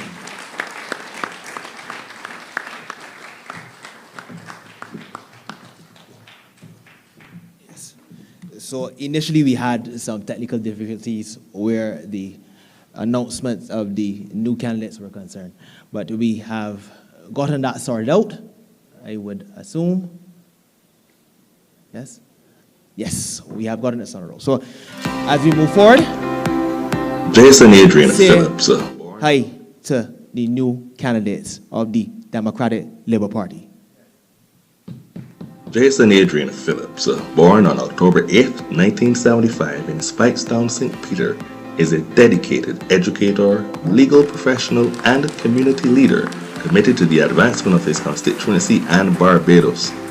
His education began at Spikestown Boys School and the St. Lucie Secondary School, followed by associate degrees in government, political studies, and law from the Barbados Community College. He later earned a Bachelor of Arts in Philosophy with a minor in History, a Bachelor of Laws, and a Legal Education Certificate from the University of the West Indies and Hugh Wooden Law School, along with a Diploma in Education from the Erdeston Teachers Training College. With a teaching career spanning 25 years, Jason has played a vital role in shaping younger minds and promoting educational excellence. His combined expertise in law and education uniquely equips him to address a broad range of community needs and to advocate effectively for improvements across various sectors. Jason's commitment to service is deeply rooted in his early involvement with the Anglican, Adventist, and Salvation Army churches, where he held numerous leadership roles, including Cub Scout leader and Company Sergeant Major in the Barbados Cadet Corps. His participation in youth ministries, musical contributions with church and community bands, and ongoing community engagement highlight his dedication to cultural enrichment and youth development. As the Democratic Labour Party candidate for St. Peter, Jason Adrian Phillips offers a vision grounded in educational reform, community development, and social justice. His leadership is driven by a desire to uplift, empower, and create lasting opportunities for the residents of St. Peter. Ladies and gentlemen, we are pleased to present to you Mr. Jason Adrian Phillips, the candidate for St. Peter.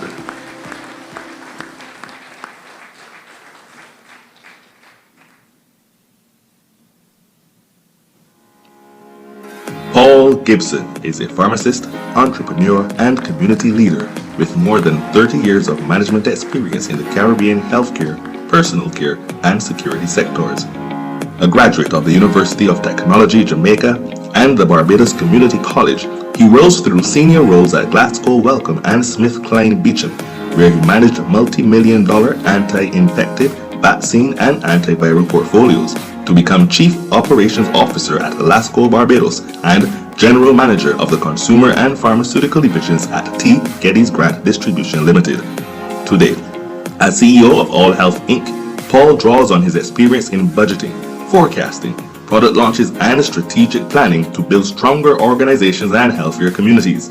Throughout his career, Paul has engineered operational turnarounds, introduced 5 new international product lines, and achieved up to 57% sales growth on major launches.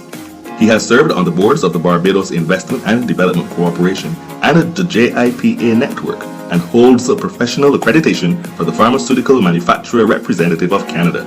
His motto, "The gold is in the people," reflects a lifelong commitment to mentoring, coaching, and team building at every level of the workforce. Beyond his business achievements, Paul Gibson has given back through leadership roles as Vice President of the Barbados Pharmaceutical Society and the AIDS Society of Barbados, along with Fellowship Chairman of the Optimist Club and Board Member of the Praise Academy of Dance. A certified conflict resolution and marriage counselor, he also leads worship and care groups at New Dimensions Church and has guided countless families in strengthening relationships and resolving disputes. As the Democratic Labour Party candidate for St. James Central, Paul Gibson will leverage his healthcare expertise to expand the primary care clinics, deploy mobile and telemedicine services, and bolster mental health resources. He plans to empower local entrepreneurs with small business grants in agro-processing and ecotourism, partner with tertiary institutions for vocational training in pharmaceuticals and technology, and launch a youth entrepreneurship incubator. Recognizing that education and safety go hand in hand, he will work to strengthen STEM and vocational programs in schools, support community policing initiatives, and fund after-school sports and arts activities. Paul believes that a constituency thrives when its people are healthy, skilled, and united. With a proven record of leadership, community service, and visionary planning, he is ready once again to deliver measurable improvements and representation to St. James Central. Ladies and gentlemen, please acknowledge the Democratic Labour Party candidate for St. James Central, Mr. Paul Gibson.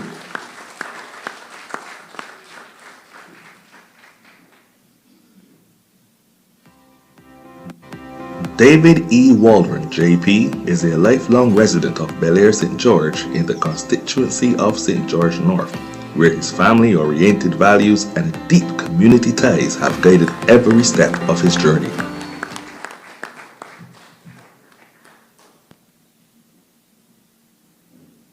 From the age of 12, he immersed himself in the Bel Air Seventh-day Adventist Church, eventually joining its board of directors. And as a youngster, he played cricket, joining cultural groups and lent his time to youth clubs. These early experiences instilled in him a passion for servitude, volunteerism, and collective pride that still shape his vision today. Educated at the St. Augustine's Boys' School and Commonwealth School, David launched A-class printing in 1988, serving as its sole proprietor and a director for 10 years. In 2000, he brought his talents into the classroom, teaching at the Garrison Secondary School, now Graydon Sealy, and the St. George Secondary School until 2007. His love of learning and mentoring drove him to share his knowledge.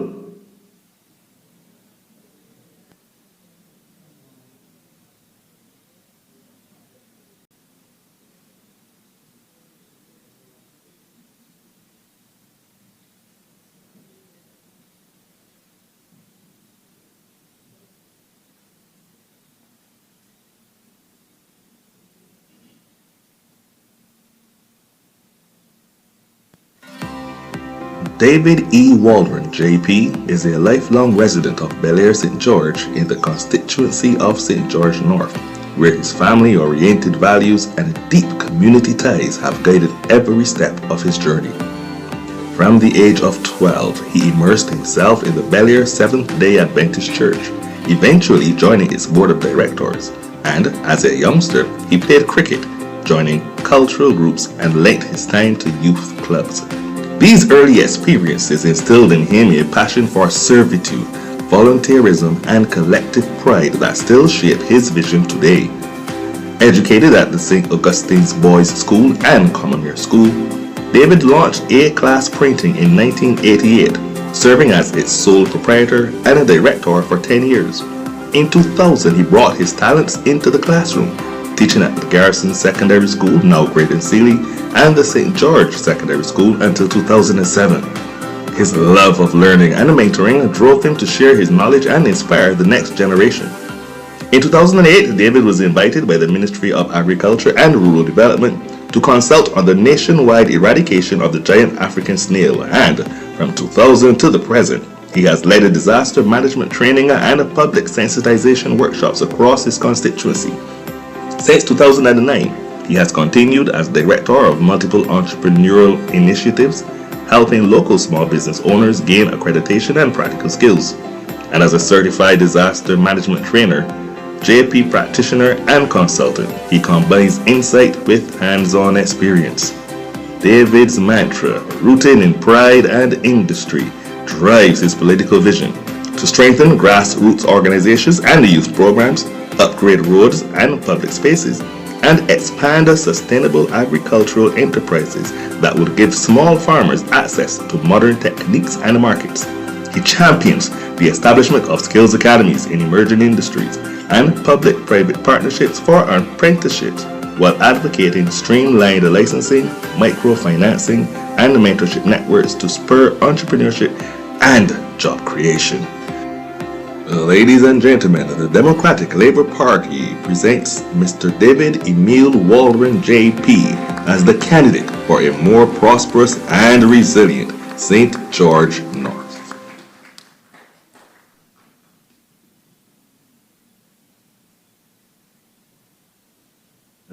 1989, in the picturesque community of Guinea Land, St. John embodies the spirit of resilience and dedication. As a devoted mother to her 5-year-old daughter, she is deeply rooted in family values and understands the importance of community and connection. Melissa boasts an impressive athletic pedigree, having proudly represented Barbados in both cricket and table tennis at national levels across the Caribbean, Puerto Rico, and the United States. Her commitment to sports is not just a testament to her competitive spirit, but also reflects her dedication to teamwork, discipline, and leadership, qualities that she brings with her into this political arena. Her academic pursuits began at the St. Giles Primary School in 1993, where she laid the foundation for a well-rounded education. She continued her studies at Queen's College from 2000 to 2007, a period during which she honed her critical thinking skills and developed a passion for community service and leadership. In her professional life, Melissa is a respected entrepreneur, known for her innovative approach to business and community engagement. She actively participates in the St. John Development Council, a reputable non-governmental organization dedicated to driving sustainable development and empowering local communities. Her involvement underscores her commitment to grassroots initiatives and enhancing the quality of life for all residents. With a keen interest in politics, Melissa is on a mission to amplify the voices of her constituents and ensure that their needs and aspirations are represented. She is dedicated to fostering community growth and collaboration through innovative initiatives that promote inclusivity and share prosperity. She envisions a Christchurch West Central where every resident feels valued and empowered, and she is ready to bring her unique vision and experience to the political landscape. In summary, Melissa Renee Howard is not just a candidate, she is a dynamic leader, an advocate for community empowerment, and a proud representative of the values and aspirations of the constituency of Christchurch West Central. Her diverse background, coupled with her passion for service, positions her as a transformative force for positive change in this community. Ladies and gentlemen, we present to you Melissa Renee Howard, the candidate for Christchurch West Central.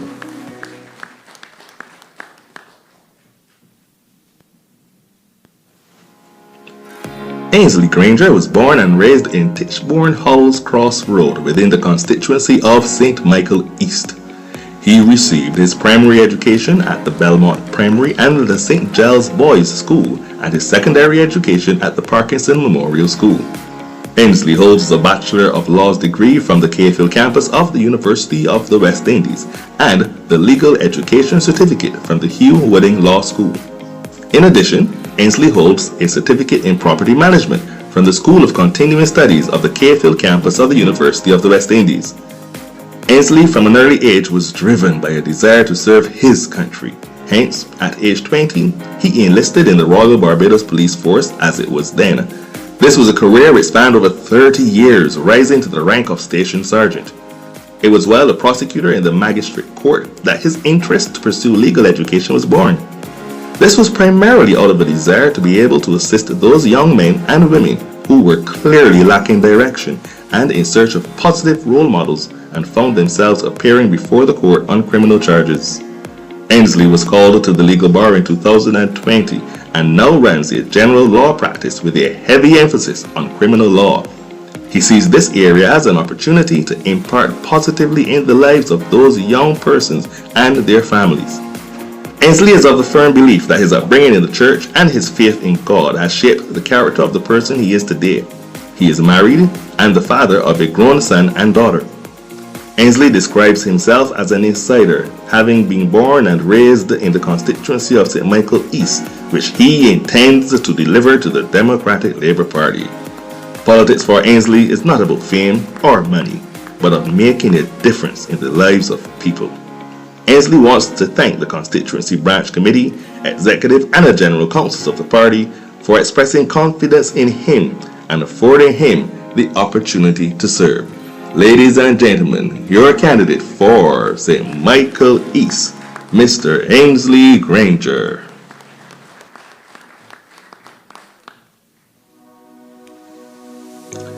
Simon Clark is an attorney at law and former national cyclist whose disciplined approach and competitive spirit now drive his passion for public service. He first mounted a bicycle at the age of 6 and, after graduating from the St. Michael's School, went on to represent Barbados at the Central American and Caribbean Games, the Pan American Cycling Championships, and the Caribbean Cycling Championships from 1998 to 2013. During that time, he also rode for regional elite teams on the world stage, claimed multiple national championship titles, and learned firsthand the value of teamwork, perseverance, and goal setting, qualities he now channels into political life and community development. After completing his athletic career, Simon pursued an associate degree in paralegal studies at the Barbados Community College and earned his LLB from the Cayfield campus of the University of the West Indies. He then obtained a legal education certificate from Hugh Wooding Law School, laying the groundwork for a legal practice built on strategic problem solving and a tenacious advocacy. In the courtroom, he is known for his client-centered approach and his ability to navigate complex disputes with clarity and with determination. Beyond his work as an attorney, Simon has long been passionate about politics and civic engagement. He believes accessible justice, transparent governance, and active public participation are the cornerstones of a thriving society. He is especially committed to empowering young people through sport, expanding facilities, coaching programs, and scholarship opportunities so that every child in St. Philip North can discover the life skills that athletics provides. At the same time, he plans to advocate for improved local infrastructure, better roads, effective flood mitigation, and reliable public services that support families and small businesses. Simon also envisions a future in which entrepreneurship and vocational training keep talent working and thriving at home. He will collaborate with grassroots organizations, fellow policymakers, and residents to foster economic opportunity and promote sustainable growth that balances prosperity with social equity. His combined experiences as a national athlete and an attorney have proven that he can deliver results under pressure and that he brings that same focus to addressing the real-world challenges of St. Philip North. Your voice matters. Simon Clark invites you to join the campaign, whether by volunteering your time, sharing ideas at upcoming town halls, or supporting the effort online. Ladies and gentlemen, in this society where opportunity, justice, and healthy living go hand in hand, we present to you the candidate for St. Philip North, Mr. Simon Clark.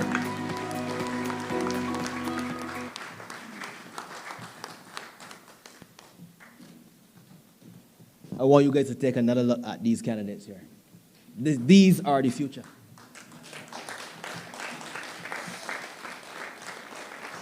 As I was sitting there, I was listening to all the bios. Let me tell you something, right? Full of substance, and you can tell that these candidates, they have integrity. You can clap for that. Speaking of candidates, and obviously the future Member of Parliament for St. Peter, I'm going to invite Mr. Jason Phillips. He is going to say a couple words to us tonight.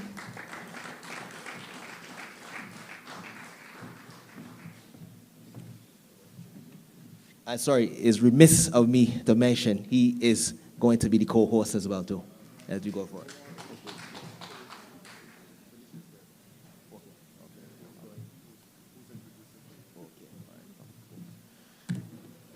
No problem.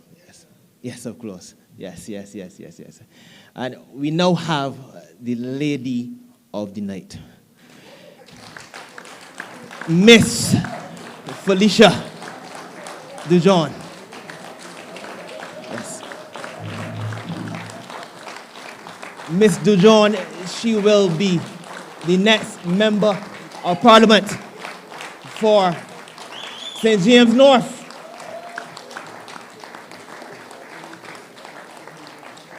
She is Vice President.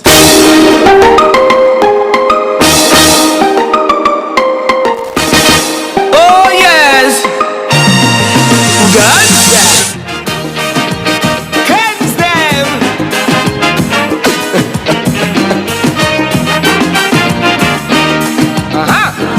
Hear the cries in the streets at night. So many dreams born out like light. Youths them caught in a system pole, chasing shadows that take their soul. But the rhythm of hope is strong. Feel the beat it guide us along. Plant the seed of change in the ground and reap the fruits of love from this song. I'm sure we can rise from the shadows as we shine. Through the pain and the sorrows, leave the darkness behind. For the youths and the future, let the healing begin. In the rhythm of the island, let love pull us in. So come from the dusk till dawn, as we rise up every morn. We'll fly through the skies like plane, all people will rise again. Hand in hand is how we'll start. Everyone can play their part.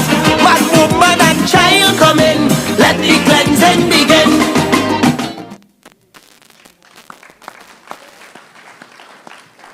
Good night to Miss Dujon. Good night. Lady of the moment. Lady of the moment. Next, representative for St. James North. I want another round of applause, please, if you don't mind. Thank you.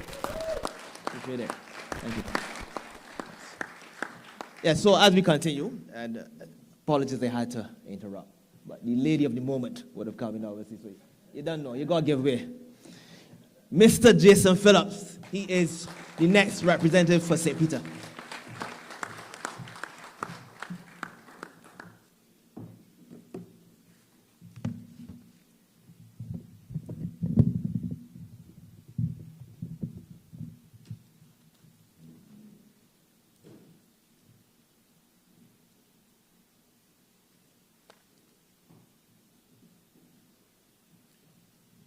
Ladies and gentlemen, esteemed Democratic Labour Party, and most importantly, the members of St. Peter, good evening.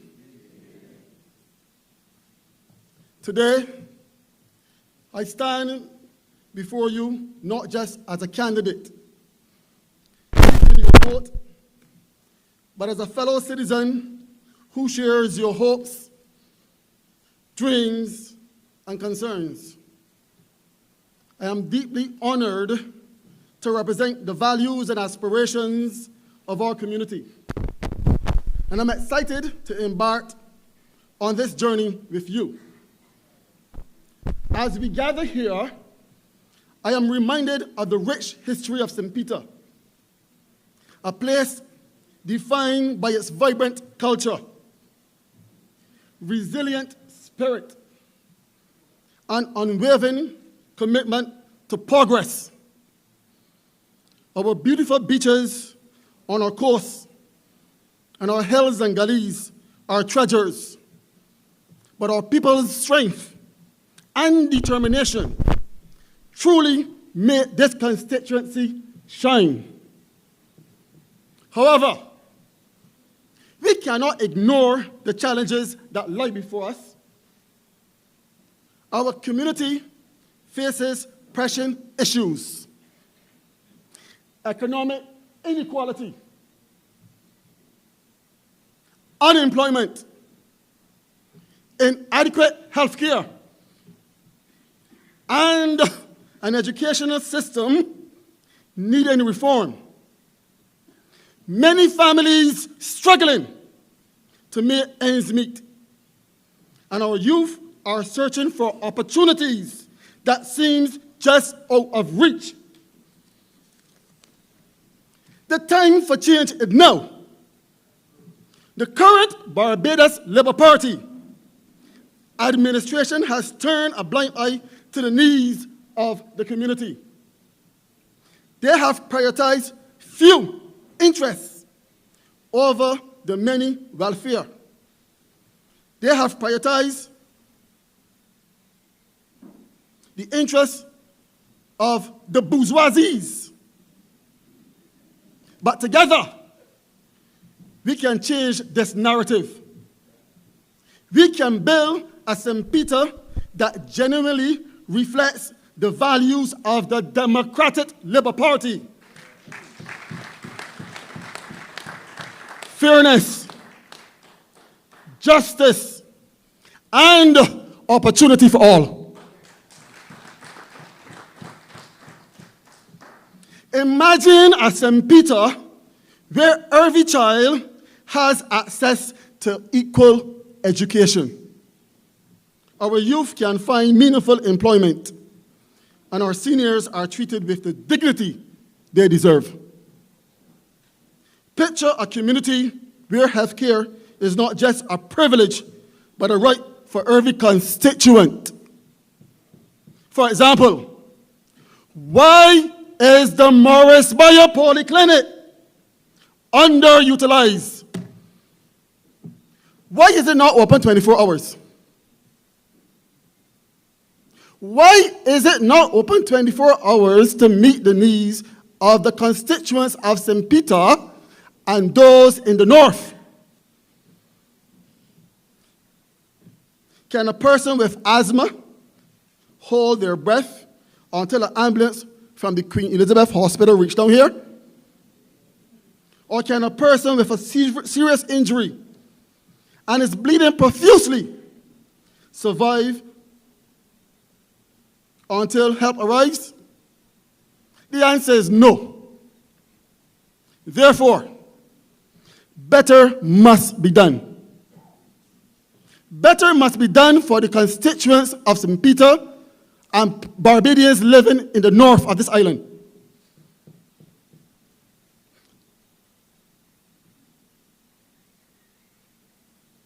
The DLP placed a hospital in Ashton Hall, just up the hill there. And the Barbados Labour Party made sure that that facility did not benefit the constituents of St. Peter and the Barbadians living in the north of this country.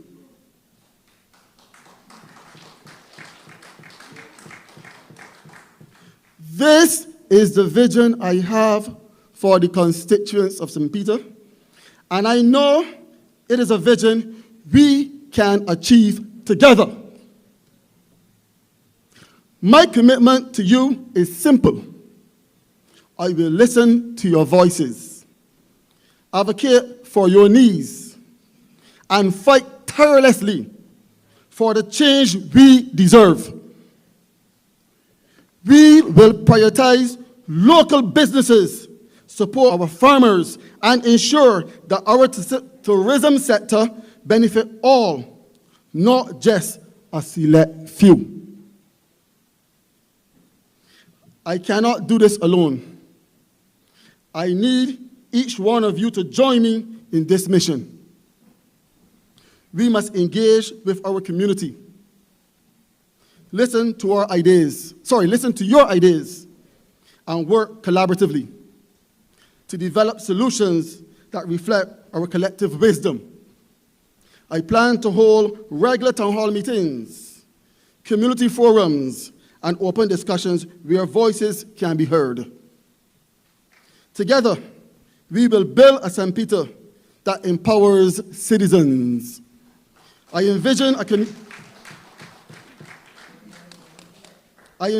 community where our youth are not just the leaders of tomorrow, but are actively involved in shaping the policies of today. Your input will guide our initiatives, and together we will create a government that is transparent, accountable, and representative of the people. As we approach the upcoming election, constitutionally due in January 2027, I urge you all to take this opportunity to make your voices heard. This is not just about me. It is about us. about our community, our families, and our future. I ask for your support, your trust, and your vote. Together, we can turn our vision into reality. Let us stand united against the status quo. Let us challenge the system that has failed us for far too long. Let us show that the people of St. Peter are not just passive bystanders in a democracy, but active participants who demand change. And I want to speak specifically now to the people of St. James North. Felicia Dujon is ready.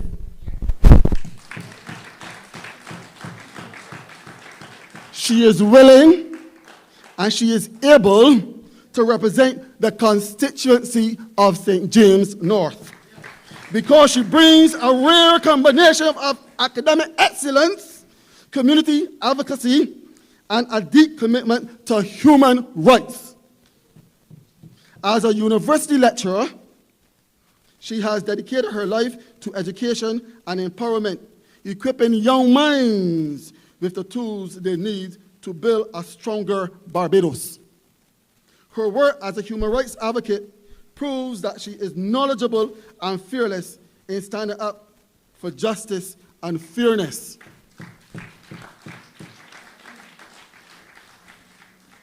Qualities the St. James North needs in a representative. Her role in the Democratic Labour Party's spokesperson on education further demonstrates her leadership and vision for creating real positive change. Dujon's readiness is matched by her sincere willingness to serve the people. She understands the challenges facing families, workers, and young people in the constituency, and has been actively engaging with residents to shape policies that reflect their needs. With her transparent nomination process and unwavering commitment to participatory democracy, she has already proven that she values every citizen's voice. Felicia Dujon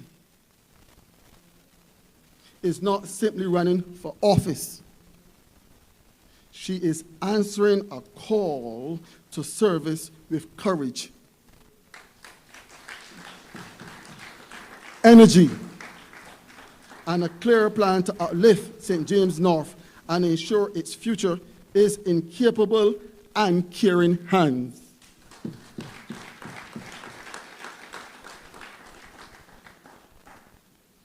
In conclusion, I want to express my gratitude for all the warm welcome I have received from many of you. Your support has inspired me, and your stories have motivated me to fight for our shared future. Together, we can build a St. Peter that works for everyone, a community where everyone has a seat at the table and every voice matters. Let us embark on this journey together, hand in hand, as we strive for a better tomorrow. Thank you for your time, your trust, and your commitment to making St. Peter a beacon of hope and progress in Barbados. Thank you. Thank you. Thank you.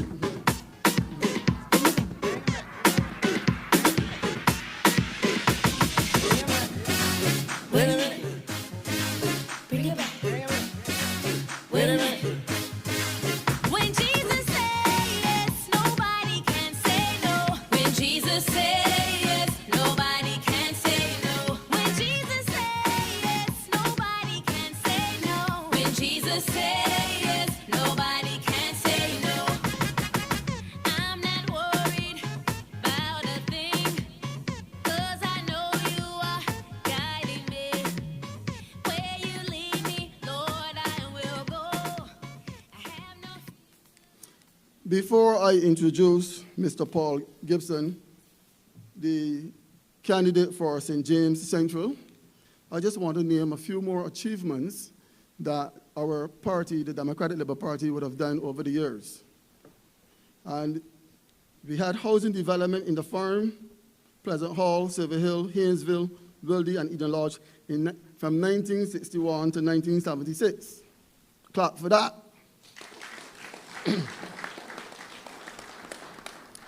We introduced low-income housing for sale in Eden Lodge, Friendship Terrace, North Wildy, Willie Terrace, and Lodge Terrace in 1961 to 1976. Clap for that. We also introduced middle-income housing for sale in Western Wanstead Terrace, Paradise Heights, Rockdando Park, and Husbands 1961 to 1976. We opened manufacturing estates in Grisettes, the Harbor, Wildy, Newton, Sewell, and Six Rose 1961 to 1976. As part of the drive to market tourism in major markets, the DLP opened the Board of Tourism office in New York, London, and Toronto 1961 to 1976. Led the way in the construction of the Hilton in 1966. Put a modern face on healthcare through the public-private facility. We had the establishment of the Central Bank in 1972. The construction of the National Stadium in 1971. And the establishment of the Barbados Community College in 1968. And the Samuel Jarman Prescott Polytechnic in 1969.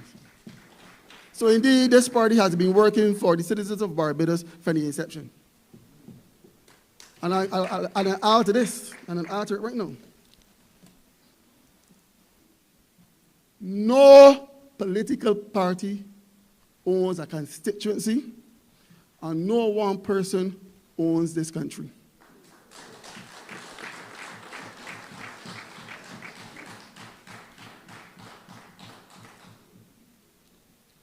But when the time comes, I will speak freely on those matters.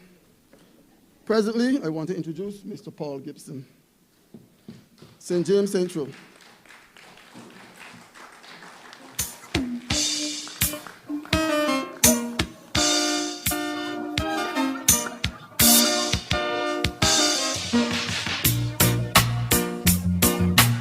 Just stand up, everybody, just stand up. Let you stretch your legs a little bit and clap a little bit. Get ready to do my speech.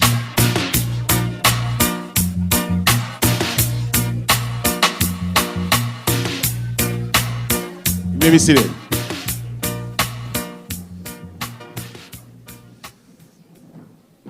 I know some of you were so excited that you would have some dance moves that you were going to release just now, but you had to control yourselves, Good evening to all. Good evening, comrade leader. It's good to see you here, and I know that you had a good session in the north of the island, the home of Errol Barr himself. Yes, and thank you, Alvin, for, I hope you had a successful meeting. And you also had another North Zone meeting in St. Lucie today, so we're very, very appreciative of that. The General Secretary, President, and members, comrades, we wanted to say thank you and welcome to this evening's zone meeting. I want to first of all begin by thanking my branch, the St. James Central branch, for their nomination of me as their candidate for a second time for St. James Central. I'm really appreciative to them. I want to also thank the executive and the General Council for bestowing trust in me to win the next seat as I continue to work hard. It is not an easy thing to be a candidate. I want you to know that. And politics is not for the faint of heart. Once you get into the political space, the people say, oh, look, he's a politician. Everything you do, you're a politician. If you buy an ice cream and the color is wrong, there will be comments on it. And so people don't realize that when you when you come into the political space, you actually lose yourself as yourself and become the property of everybody else outside, because then everybody have a say as to what you should say and what you should do and so on and so forth. But the key thing is that you serve your constituents effectively. I always say that every election is 30 different elections happening in Barbados in each constituency. They're all parochial, they're all local, and that is where you win. You don't win it on social media, you win it on the actual ground. And once we do that successfully, we'll be okay. Yes? We are here this evening for a reason. Something has happened across Barbados. An election has been called. A by-election has been called. And it has been called for St. James North. And we, the DLP, the Democratic Labour Party, are here this evening because we are circling the wagons around our candidate, Felicia Dujon. She has been appointed to represent our party and to bring home the seat on May 21st, which is 25 days from now. So we'll be working from now until 21st and beyond, as we have been doing. And I want everybody to get fit, get ready, eat properly, take your hypertensive medications. I won't be able, I as a pharmacist, I have to encourage people to do this because people don't realize that this political thing gets you very hyped and very worked up. So you have to take care of your health. So you take your medication, take your diabetic medication as well, and make sure that you are positioning yourself to support Felicia Dujon at St. James North. And every meeting, every session, every house, we want to make sure that a message is sent that we are here to represent Barbadians. We are actually very happy that we are ready for an election. There are many times people say, hey, y'all ready? I had to say, we are actually ready. And why are we ready? Because we are aware that this election is actually a referendum on the government.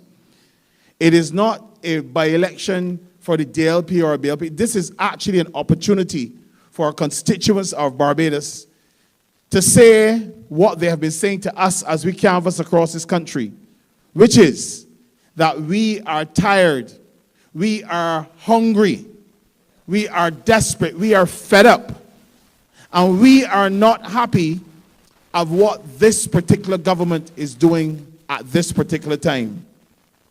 They are saying to us as we canvass that we are happy that we have an opportunity to put our X next to a candidate, Felicia Dujon, that can allow us to have a second voice to be speaking in the Parliament of Barbados. So we give a round of applause for that. And we welcome the opportunity.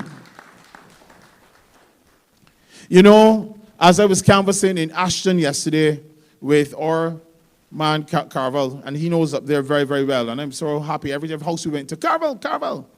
We say, boy, he's glad to see, we are happy to see the Democratic Labour Party. We are happy to see the Democratic Labour Party. One particular house I went to, there was a young boy. His name began with A. I don't want to call his name on the stream. 23 years of age. And I asked him a question, and y'all remember when I asked him a question? I said to him, what is it about living in Barbados right now that is a concern to you? And you know, with his dogs barking in the background and we trying to get them quiet, and all of us standing around, he says, you know, I am afraid. I am afraid to go out. And this is a 23-year-old young man, someone that can change the landscape of Barbados. And that pained me. I asked further, so what make you feel this way? He says, man, it's the guns. And just the other day in Maynards, we had a shooting of a young boy. And you know, you could see that he doesn't want to go anywhere. He doesn't want to go out. He doesn't want to traverse Barbados any longer because he believes that he could possibly be shot. I attended the funeral of a very good friend of mine who attended school with me. And at the end of that funeral, I saw about 10 or so old women. And this was a week after Shorten was shot in Silver Hill. And I was standing next to them, and they were describing how they were crying. Old women in Barbados are weeping because the bullets are displacing bone marrow from the skulls of Barbadian young men and hitting them in their chests and their legs and causing them to be murdered. People use the word unalive, but I don't use that word. That is a compromise word. It is murder.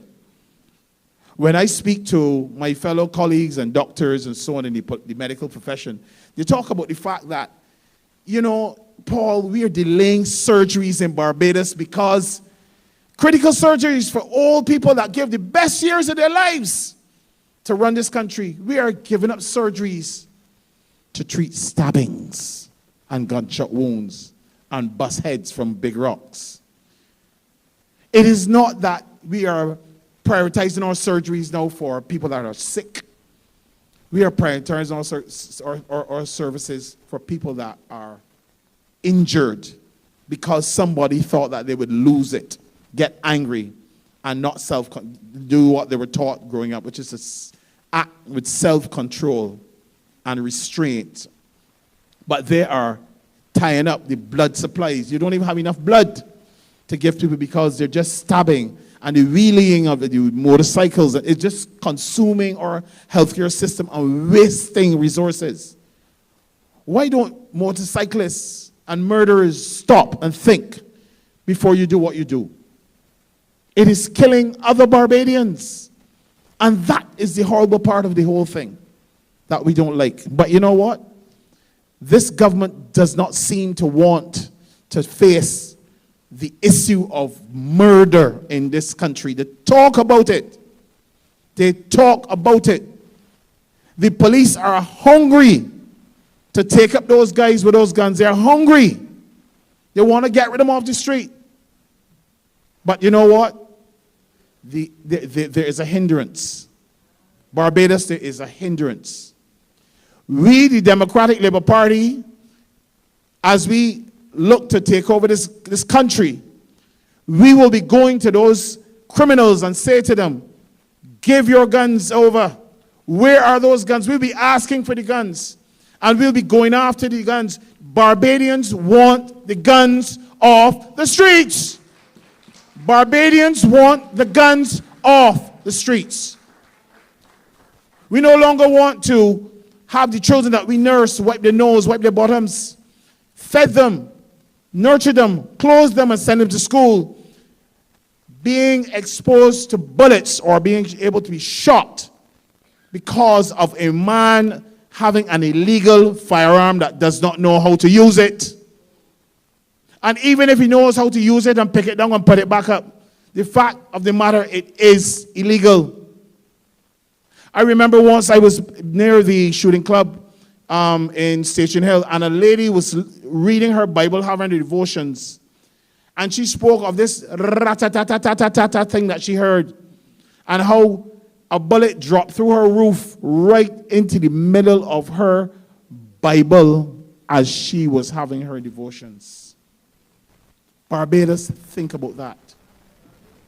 It happened right here in Barbados, in Station Hill. They're killing dogs and sheep. Bullets have no eyes. They don't know where they go. When they come out of that, they ricochet and bounce off and all sorts of things. It is really a very serious issue that we're dealing with. In 2024, there were about 70 murders. Last year, they had 50-something murders. 50-something murders. I'm telling you that the Democratic Labour Party would have ended this nonsense by now. We would never let it get out of hand like this. We would never let it get out of hand like this if we were running this country. And this is why we want to have an opportunity to put good people like Felicia Dujon to sit next to Ralph Thorne in the parliament. This is your opportunity, Barbadians, to send a message that you're not happy with the gunplay. Do it now. Vote now for Felicia Dujon. Don't wait. Put another one of our members beside Ralph Thorne. I want us to be asking ourselves the question, what do you expect from your political leaders? Because I think that we have forgotten. You know, when the Democratic Labour Party was in power, when the Democratic Labour Party was in office, let me say that. Should I say that? The correct way, yes? That's how we do it. We had a situation where at the end of 2018, the tourism product was probably at its maximum and the best it ever was. We had COVID after that. And Original City made sure that it was good. You remember that? When after COVID finished, do you know that the Barbados Labour Party seemed to have been going through an experiment where they brought in somebody to take this tourism product of ours and repackage it and make it successful. You know what happened? It was a total flop. And we put that on them, because if they had continued with our programs as the Democratic Labour Party and not go to that type of thing, we would not have had ourselves behind Grenada, St. Lucia, St. Vincent, Jamaica after COVID. After COVID, everybody took off exponentially. And you know what? Only last year we got back to 2018 numbers. They were talking about growth year on year, but not back to 2018. It never got back that until just now. And they're trying to trick us and fool us that it's all so good and it is not so glamorous. Our main product for earning income in Barbados was compromised by a big failed experiment. And we put that on the Barbados Labour Party. And I'm saying that because I want you to know that we are not all bad as the Democratic Labour Party. We left it in good condition. As a matter of fact, when we arrived here in 2008, the world had just gone through the worst economic crisis since the Depression that it ever went through.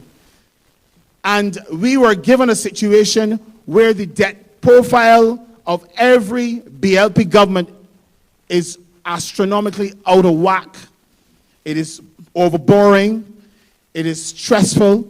They give a government back all tired, worn, and beat up. That's what they do, as they're about to do right now, because they're going to have to hand it over. But when they hand it over, it's going to be beat up, worn, and tired. And on every single occasion when we reassumed office, we have had to clean up the mess of the Barbados Labour Party. Every single time. Every single time. When they're building a big highway across the thing, or building a big tall central bank or whatever, or just borrowing money, we had to come back in the Erskine Sandy Fire to take his time and build back. He said, we're not going to the IMF. We're going to manage this debt to the ground, and we're going to start to put back the original structure that Al Bar wanted, which is that every Barbados could build a house, be educated, buy a car, pay a mortgage, and get back to that type of thing. I know. We went in, we cleaned it up, and then the following year, Owen came in. After 13 years of Owen being in the parliament, we ended up with a big ballooning debt again. And you know what? We had to come in and clean it up. And after that, they had the world economic crisis, where the big Arthur Andersen, one of the largest financial things in the world, this is no longer in existence. Place mash up, people jumping through building windows, killing themselves. And we came back in, and we managed that economy all the way through that back to 2018. And people don't understand that what was happening at the time between 2018 and, between 2008 and when we left, was that we were managing the debt to the ground. And we said we will not be doing international borrowing.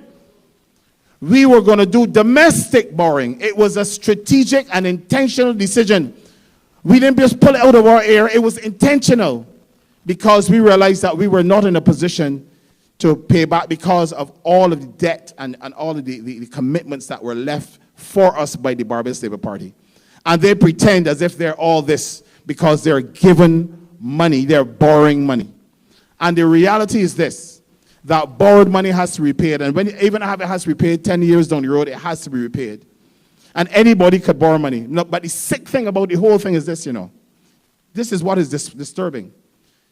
Where are the jobs? Where is the development? Wyndham is ours. Hyatt is ours. Besta Santos is ours. All the major developments are ours. But where theirs? Why are they giving away the Civic Center in Whole Town to one of the major shareholders in ICBL? I think that's the guy that bought it. They didn't have to use the one next door where Shafet was. That belongs to a man that lives in Whole Town. And he's offering that and said, don't use this Civic Center where the Arawak's land and where the English thing. And Whole Town got its name because as you come into Whole Town, there was a big space of water, a hole that led into the town, and it allowed the British persons to be protected from the war and that kind of thing. And you know what? We could have given them Shafet and keep the Civic Center as it is, where the Arawak's land and all the history is. They didn't have to give it away. As a matter of fact, I hope that they still don't give it away. And I'm hope against hope that we can maintain that treasure in Whole Town. You know, I'm going to tell you this. Mrs. Dujon and I share a boundary line at Trent's, where Sir Frederick's school is. I'm on the left, and she's on the right. And we together will fight and talk about Whole Town for our people. We're going to fight together on that particular issue. We're not coming off of it. We are not coming off of it. And we are going to canvass together in that area and make sure that the people know that we are standing with them in regards to that specific matter. For years, people were swimming there and enjoying the society. I want to say one other thing, that our educational landscape in Barbados it served us well. One of the things Elbar did was to find a model that was used through the St. Andrew's College and so on, where the actual educational system is really not a bad system. What has happened is that persons have said that they want to transform education, not realizing that you transform something to something else. Let me tell you what transformation is. Transformation is when a caterpillar eats a lot of bush and so on, goes into a cocoon, and come out as a what? A butterfly, right? That is what you call transformation. This system does not need that. This, I can assure you, this education system we have does not need transformation. What it really needs is measurement. Because, yes, give me a round of applause. Go right ahead. Go right ahead. This is the same educational system that that Elbar presented to the country, and it worked. Or Honorable Ralph Thorne, Pedro Shepherd, and all of us, Alvin Topping, we all came through it, and it served us well. We realized that Erskine Sandiford came, and he added value to what was built by Errol, and Sir Frederick did the same, and Ronald Jones did the same. Yes? It was working. But you know what's happening? They want to backflip and gerrymander and talk special words and so on. When you take away all of the fluff, the question is, how are our students doing? Are they doing any better under the Barbados Labour Party now in the last 7 years? They're not. As a matter of fact, they're suffering. They're falling back. And as opposed to dealing with what happened in COVID and seeing how we can matriculate and get people back to where they're supposed to be, you know what's happening? They just hired 2 ministers. Two ministers to do what? And, right? One is they put the junior over the senior, which don't make no sense to me, because he just come in, he's in his fetal position still. He hasn't come out of the fetal position. Right? Because he don't understand, and all he's doing is shooting words and people and great educators in Barbados and criticizing them and so on to fluffer and to cover and fluff. We don't need that. We need you to work, boss. Boss man, we need you to work. We need you to work, man. Come on. We need you to sit down with the brilliant teaching staff that exists in the Barbadian teaching system and let them tell you what the fixes are. They know what they are. Transformation what? They know that measurement of a child that's delinquent in literacy and numeracy is critical to the advancement before common entrance. Fix that, sir. And I'll tell you the truth. You criticize us by talking about how we handled UE and so on.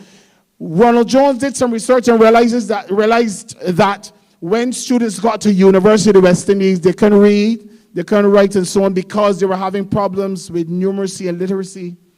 And the Democratic Labour Party made a strategic decision to take the funds, some of the funds from tertiary education and put it where it was needed most in the primary and nursery section.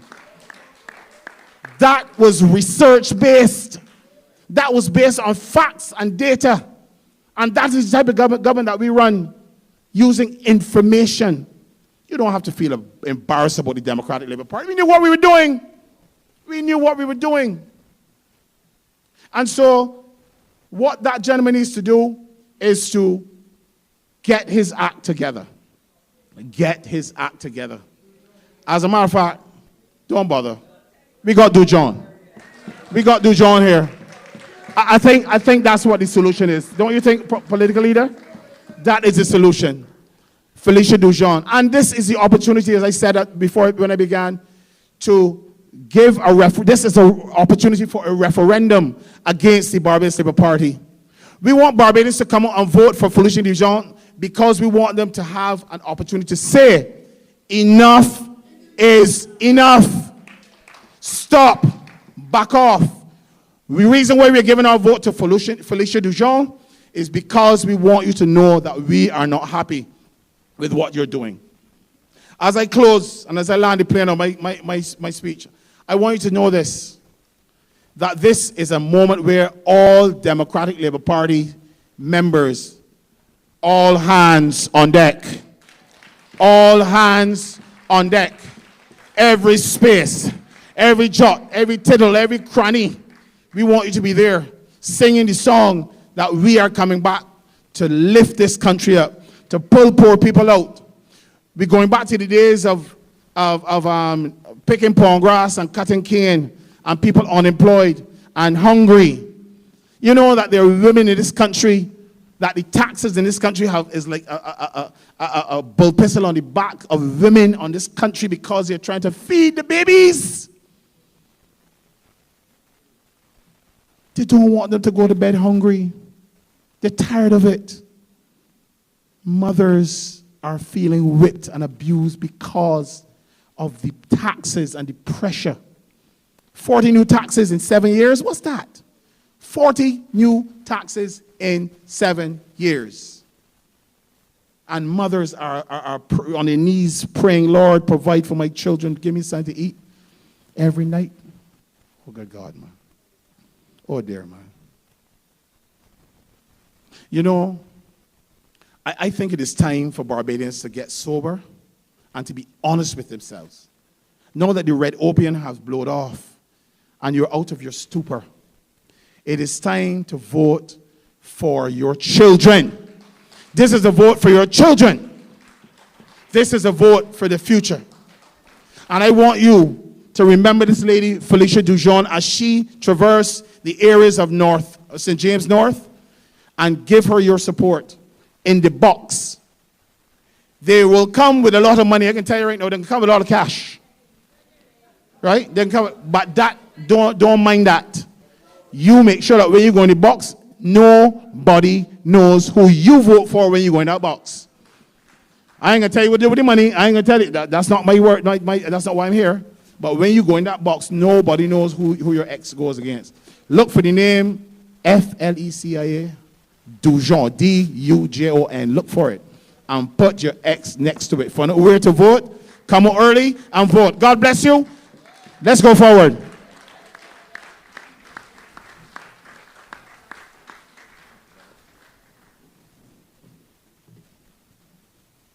Paul Gibson. Eloquent, as usual. Scripture tells us, what does it profit a man to gain the whole world and lose his soul? Barbados is not for sale. And no politician is going to make any citizen of Barbados sell their birthright. We know what happened in Scripture with those two brothers. Wait on the Lord. Be of good courage, and he shall strengthen thy heart. You have waited long enough, and I'm here to tell you, each and every constituent in St. James North, that the DLP, the Democratic Labour Party, under the leadership of Felicia Dujon, is here, is ready, and willing to serve you. Let's put our hands together for Felicia Dujon.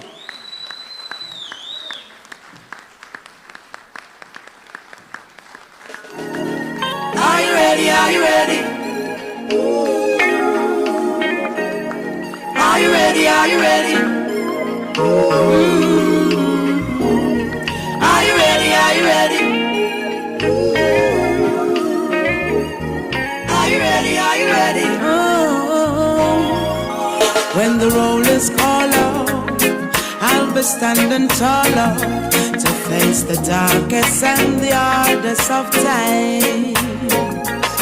We'll be taking care of all the children thereof, but if it's required, we'll be on the front line. You can call me by my name, I am ready to roll. Once the rules remain the Thank you very much. Thank you.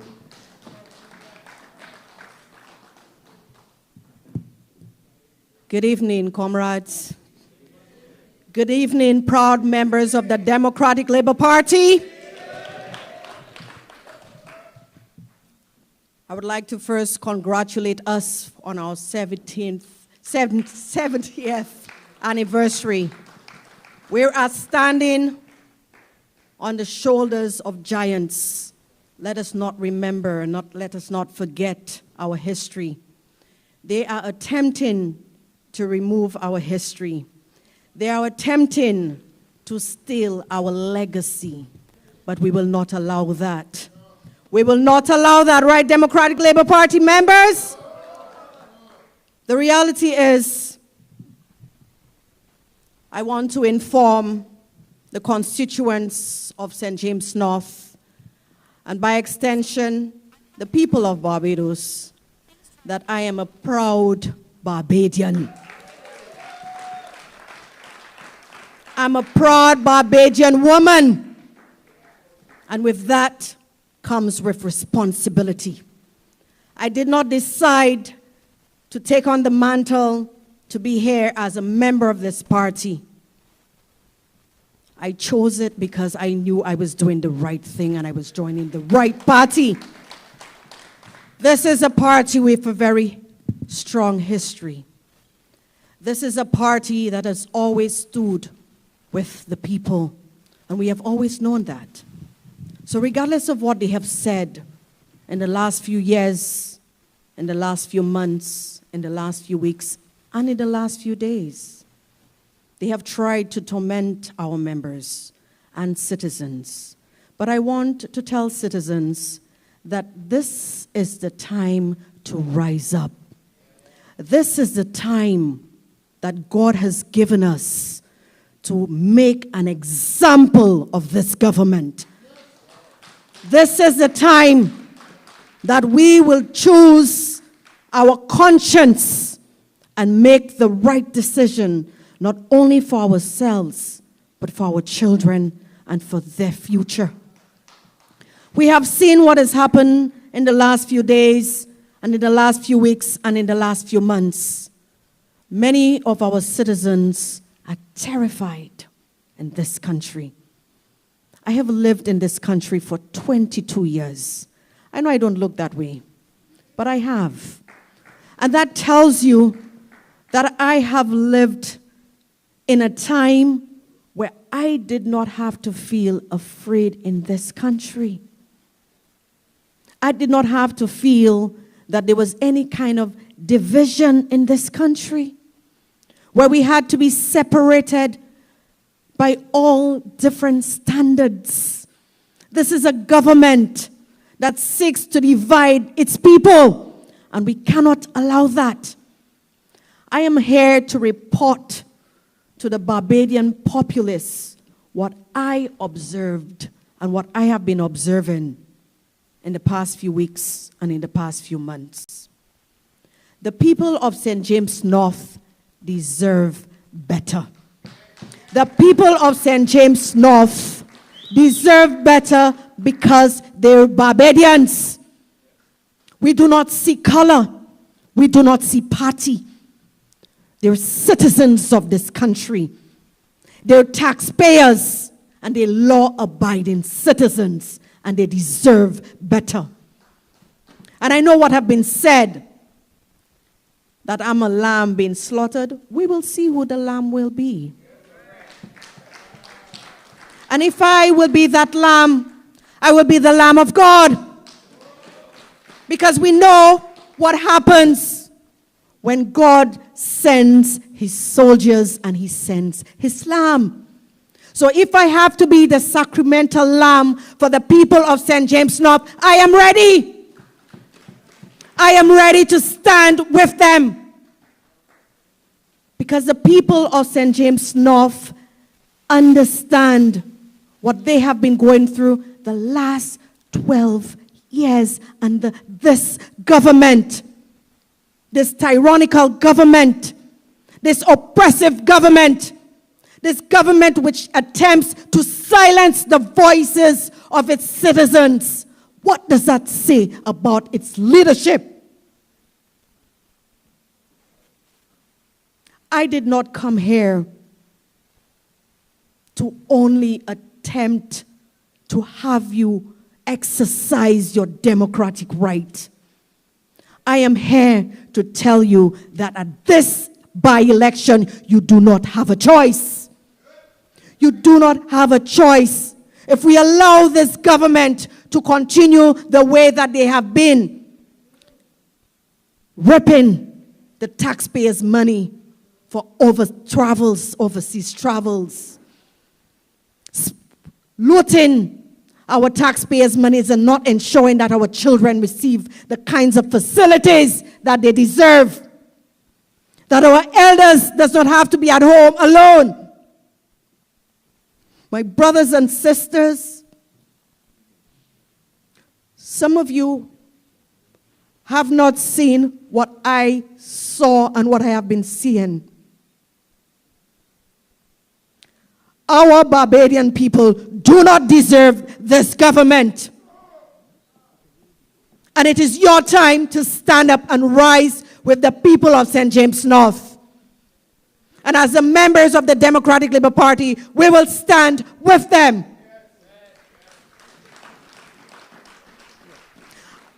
I know we do not have much time, but God's timing is always marvelous. Because we will walk with God, and we will walk with the people of St. James North.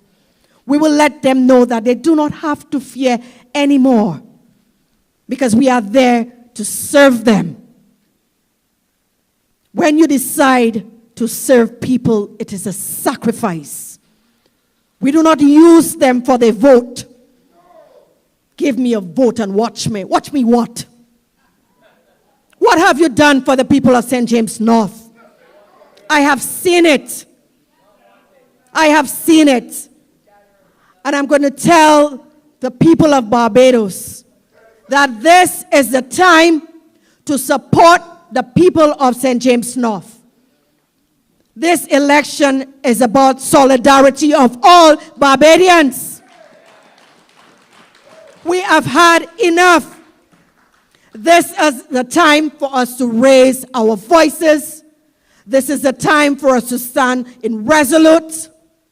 We have no fear. We've never had any fear in this country, and it will not happen now. I have heard, who is this Felicia Dujon? If you have not heard me, when I start to walk with the people of St. James North, you will see me. You will feel the difference in that constituency. Because I do not like anyone to take advantage of any member of this society. I do not care if you're from the Democratic Labour Party. I do not care if you're from the Barbados Labour Party. I do not care if you're Trinidadian, Guyanese, St. Lucian, Barbadian. As long as you live in this country, I will fight for you. This is what we do at the Democratic Labour Party. This is why we have been here for 70 years.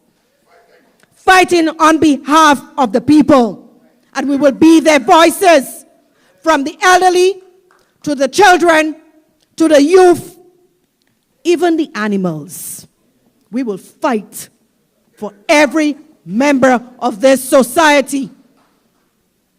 Because this government only uses people as pawns so that they can propel themselves, so that they can get those overseas jobs and put the accolades, because they do not care about you. As I said before, I am a proud Barbadian. I am not going anywhere. I am not going anywhere. This is my home. This is my country. This is where my children are. And I will fight not only for my children, I will fight for all children in this country. I will fight for the men. I will fight for the women. I will even fight for the candidate. I will also fight for the candidate who is hoping to test the grounds because he does not understand what is happening in this country. He does not understand it. As he said, he's only been here for a year. I can teach you, my brother. I can teach you. Because as a teacher, I will show you the ropes. I will take you and take you where you need to go. Because they're not helping you. You've been cast in an environment where you do not understand. You do not understand. They put you in a ministry that you have no idea as to what you're doing. No idea. And not only that you don't know, but they're going to have nomination day on common entrance day. Didn't anybody know? You're the Minister of Education. That's your responsibility. What are you doing? And then you want to fight teachers? Sir, I'm a teacher, sir. I'm a teacher. You cannot intimidate, violate the backbone of this society. You cannot violate their rights. And if they did not tell you, sir, I have been fighting for the rights of our children from day one. I didn't just come around here. I have been here, I've been planted here. My seeds are sown here. So when they're trying to go for the constituents and tell you Felicia Dujon and Felicia Dujon, tell them Felicia Dujon can walk the walk, she can talk the talk, and she's strong enough to climb those hills, the valleys, and to reach in every constituent. When the time comes, we will be there with them. So the people of St. James North, you have a woman to defend your rights. You have a woman that will stand up and be there for you every single day. I am not here to take the taxpayers' money and be flying all over the place. I am here for you. I am here for you. I am not here to come and get your vote so that I can add additional accolades to my name. No, I don't need any of that. All I need is for my banana trees to grow. That's all I need. But when it comes to defending the rights of citizens, you will find me there. So you may call me the lamb. But you see, that lamb you see there, that's a different type of lamb. That's a different type of lamb. That's a Bajan lamb. That's a Bajan lamb. So I'm telling the people of St. James North, get ready. They've already set a date. May 21st is a very powerful day. And I'm letting you know that even if you are intimidated or you fear that if you open your door, it's okay. Just give me a little nudge and know that you're with me, because I'm standing with you and I'm going to fight them and make sure we get this government out of here. We have to get them out.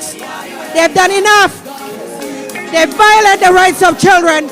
They violate the rights of teachers. They violate the rights of men. They're violating every single right in this country. We will not stand for it. Let them know that Dujon, the Bajan lamb, is coming for them. Thank you. When the road is all over, I'll be standing taller. Don't face the darkest and the hardest of time. We'll be taking care of all the children thereof. But if it's required, we'll be on the front line. You can call me by my name. I am ready to roll. Once the rules remain the same, how the story's been told. Call me anytime, never cop out. Lioness is on the rise, don't you ever have doubt. Never say never, willingness forever to fight and be strong. Once it's for better, I'll write every letter and moving right along. And I'll roll with the punches, accept changes, work with the formula, do what I have to do.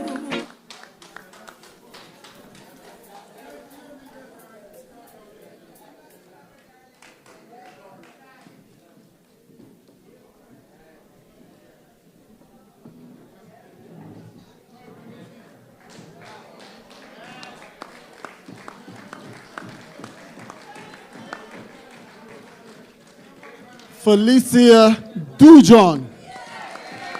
Felicia Dujon. Felicia Dujon, the next representative for St. James North.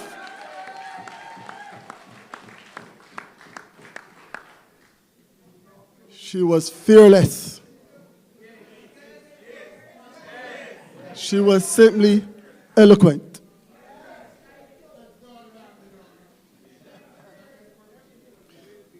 The Democratic Labour Party is on fire. We are ready for this by-election.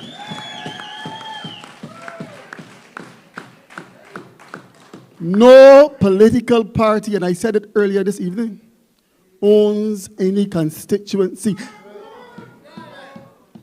You are arrogant when you believe or think in that manner. The people have the power, and the people will decide who will represent them. No money, no level, no amount of arrogance. And before I introduce our leader, the Honorable Mr. Thorne, and soon to be the Prime Minister of Barbados,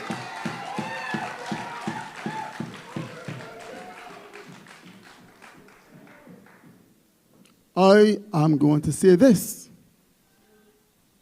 Rav will be at Thorne in my side. So join with me as we welcome our leader to the podium, Mr. Rav Thorne.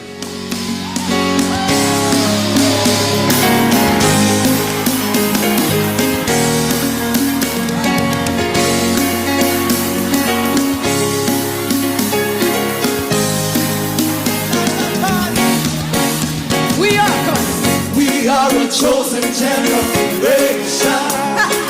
Call for to show His excellence. All I require for life. All I require for life, God has given me, and I know who I am. We are a chosen generation. We are a chosen generation. Call for to show His excellence. Before I say goodnight, I want to thank Esther Blue for those tears. I saw you. I saw you, Esther. Thanks for those tears. They're real. It's rooted in love. It's from the heart. Let those tears wash away all the negative things that attend us.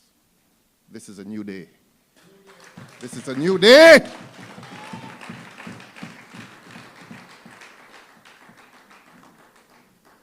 I don't need to say much after you heard. I don't need to say much. I'm going to let Maya Angelou speak. Yes, the Black American poet who wrote the anthem for women, like you, Esther Blue, like you, Maxine, like you, Julie.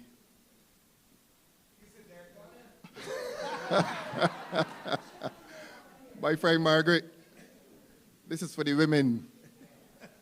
Tonight is the women's night. Tonight is the night for St. James North. Let us hear what Maya Angelou says for you. It's a poem called Still I Rise. You may write me down in history with your bitter, twisted lies. You may trod me in the very dirt, but still, like dust, I'll rise.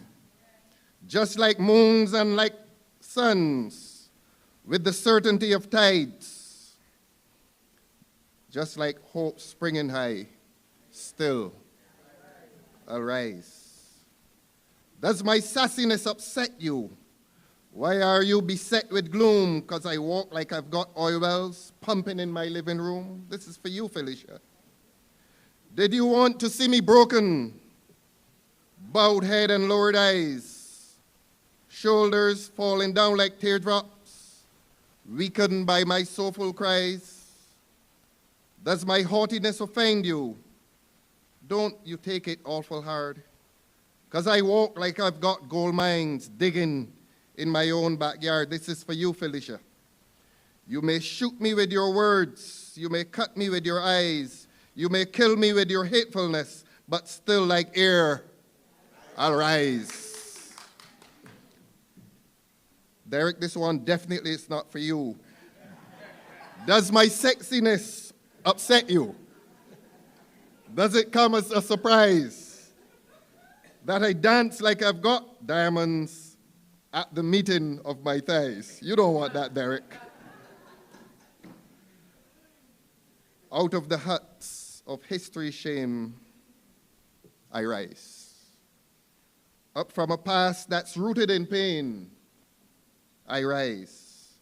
I'm a black ocean leaping and wide, welling and swelling, I bear in the tide, leaving behind nights of terror and fear.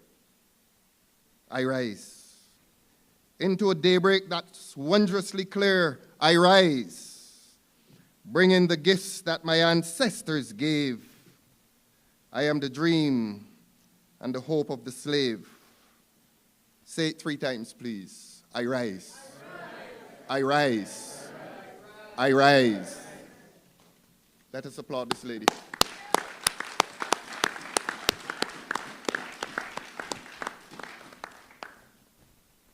I'm going to shorten my speech. No speech in here tonight is going to be as impactful and passionate as the speech that brought tears tonight to the eyes of Esther Blue. let me make an announcement. We go tomorrow to party headquarters to organize the victory.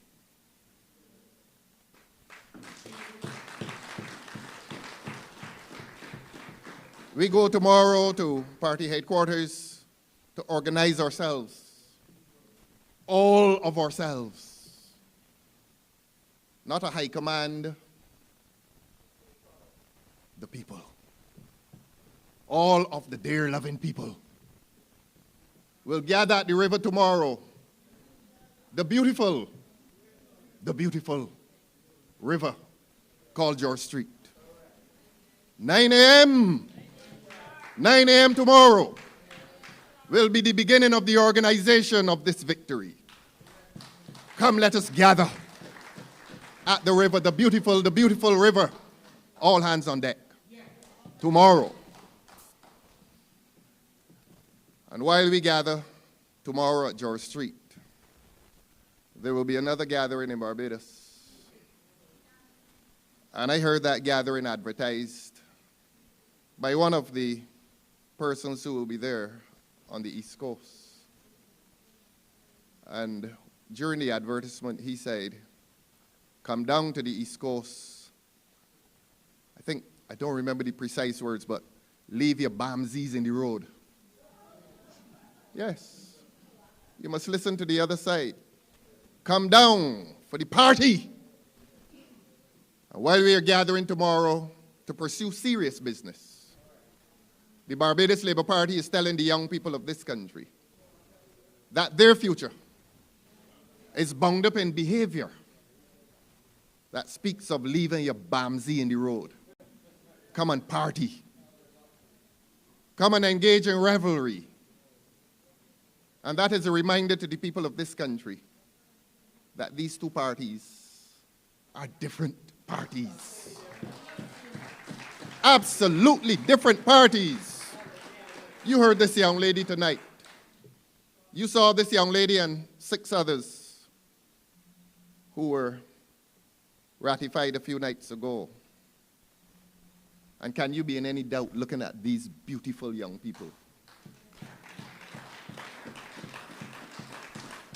that these parties are completely different? I grew up wanting to open batting for the West Indies.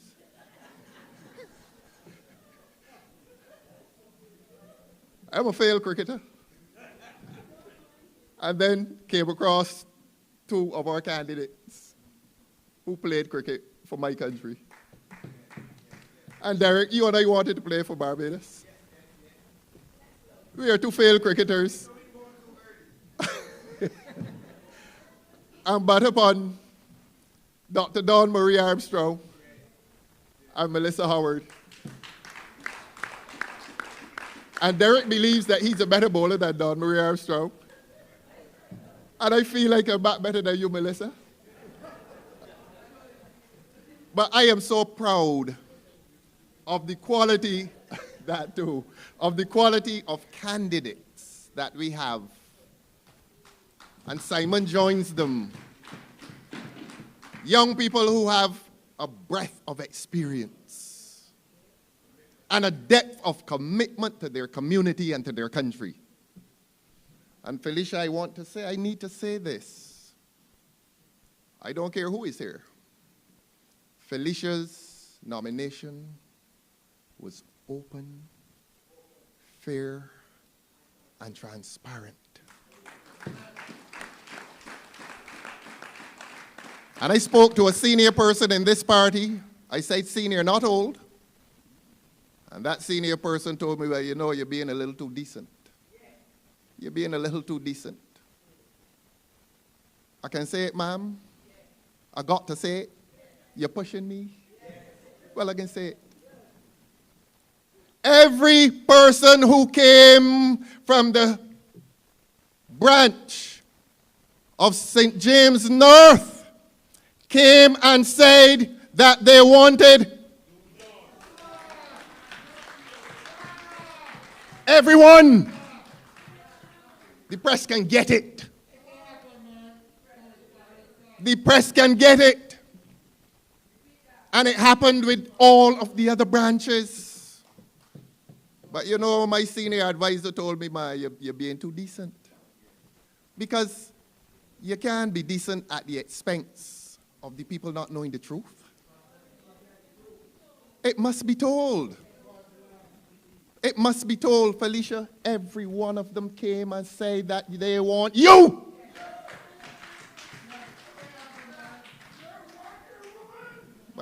But you know, we were brought up to respect our elders. And you have a choice between respect and telling the truth on behalf of this lady. And I apologize to this lady that I chose respect over truth. Your nomination was fair, transparent, and open. And while we're on the question of nominations, spare moment, I don't know what they're going to do with her. I have never seen her in my life. But if the media is here, let the media carry this. That they held a meeting last night. I'm not calling their names in here. 3 people spoke, as far as I understand. Well, I saw 3 heads on the poster. Prime Minister, give them the respect. Blackman and Hinkson. Any of you all saw the name Dr. Reed on it? Do you all know who is Dr. Reed? Somebody asked, who is she? As far as they're concerned, she no longer exists. Edmund Hinkson was walking around this constituency, the constituency of St. James North, with Dr. Reed, a young doctor, for the last few years. And she was at the branch. And she was a member of the branch, as far as I'm aware. She's a young medical doctor. She is a young medical doctor. And the branch became wedded to the idea that when Hinkson got tired, or more tired, and bowed his head and left, that she would be the person, the branch. The branch.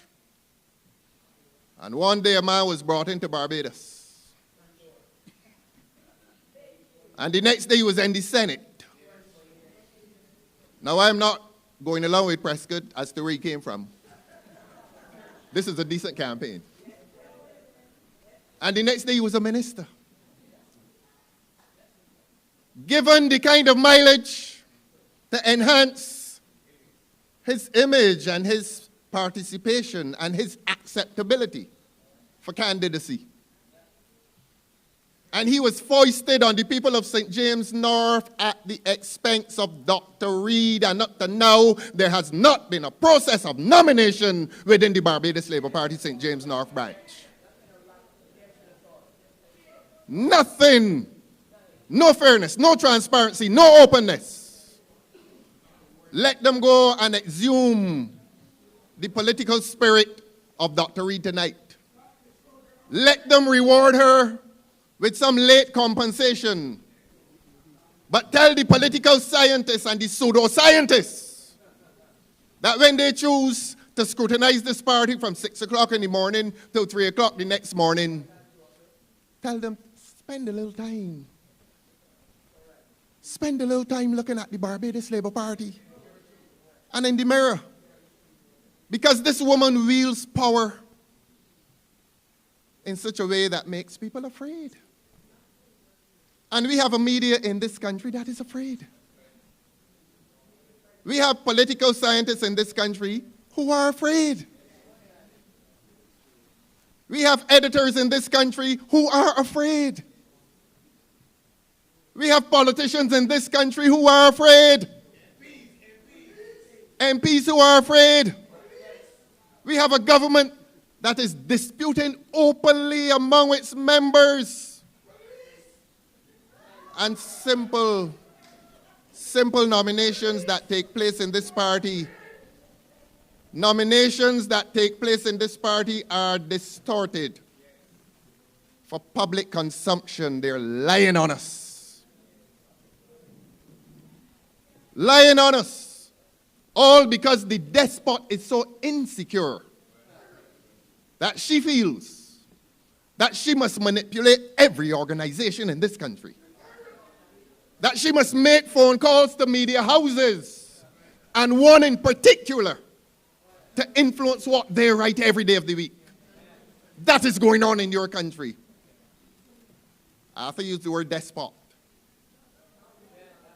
This is an authoritarian regime. An authoritarian regime is a regime that believes that it must control every institution, public and private, including the media. And that is born out of fear and insecurity. Your prime minister is not any strong woman. Your prime minister is weak. She's a weakling. But we are strong. We are in opposition. We don't have the power that they have. And we don't want that kind of power. We want office. We're not interested in power. Service. Thank you, Derek. Service. You have a government in this country. Look at them. Look at them. Crop over is coming. Look at them. One puts on his white pants, his hot pants, shirt off, and he in the middle of the road. And yeah. And the next day on Facebook.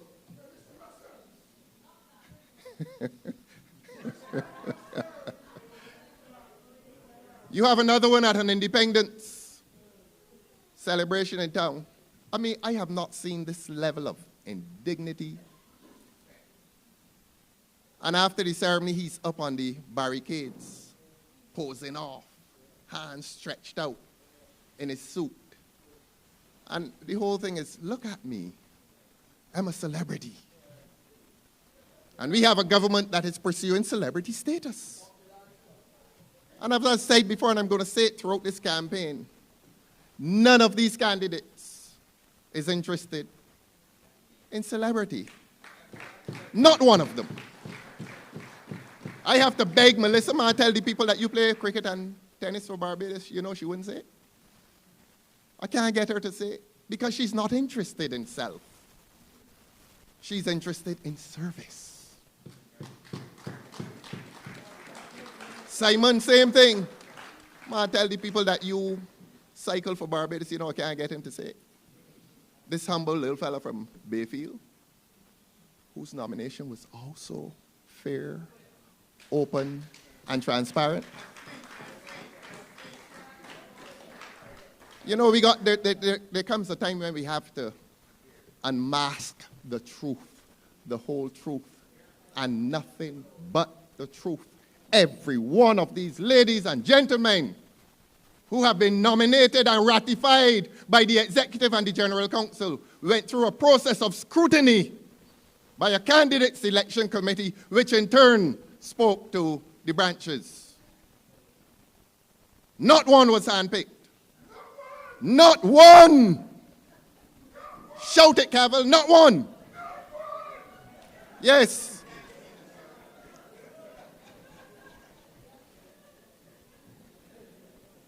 And every minor event in this party, they're trying to elevate to major events. And look, I'm going to repeat it because you've heard it before, but you need to hear it. Who was Prescott talking about? In the house on his feet, into the microphone, it is recorded in Hansard that that man, it was in there complaining about somebody who was made a minister.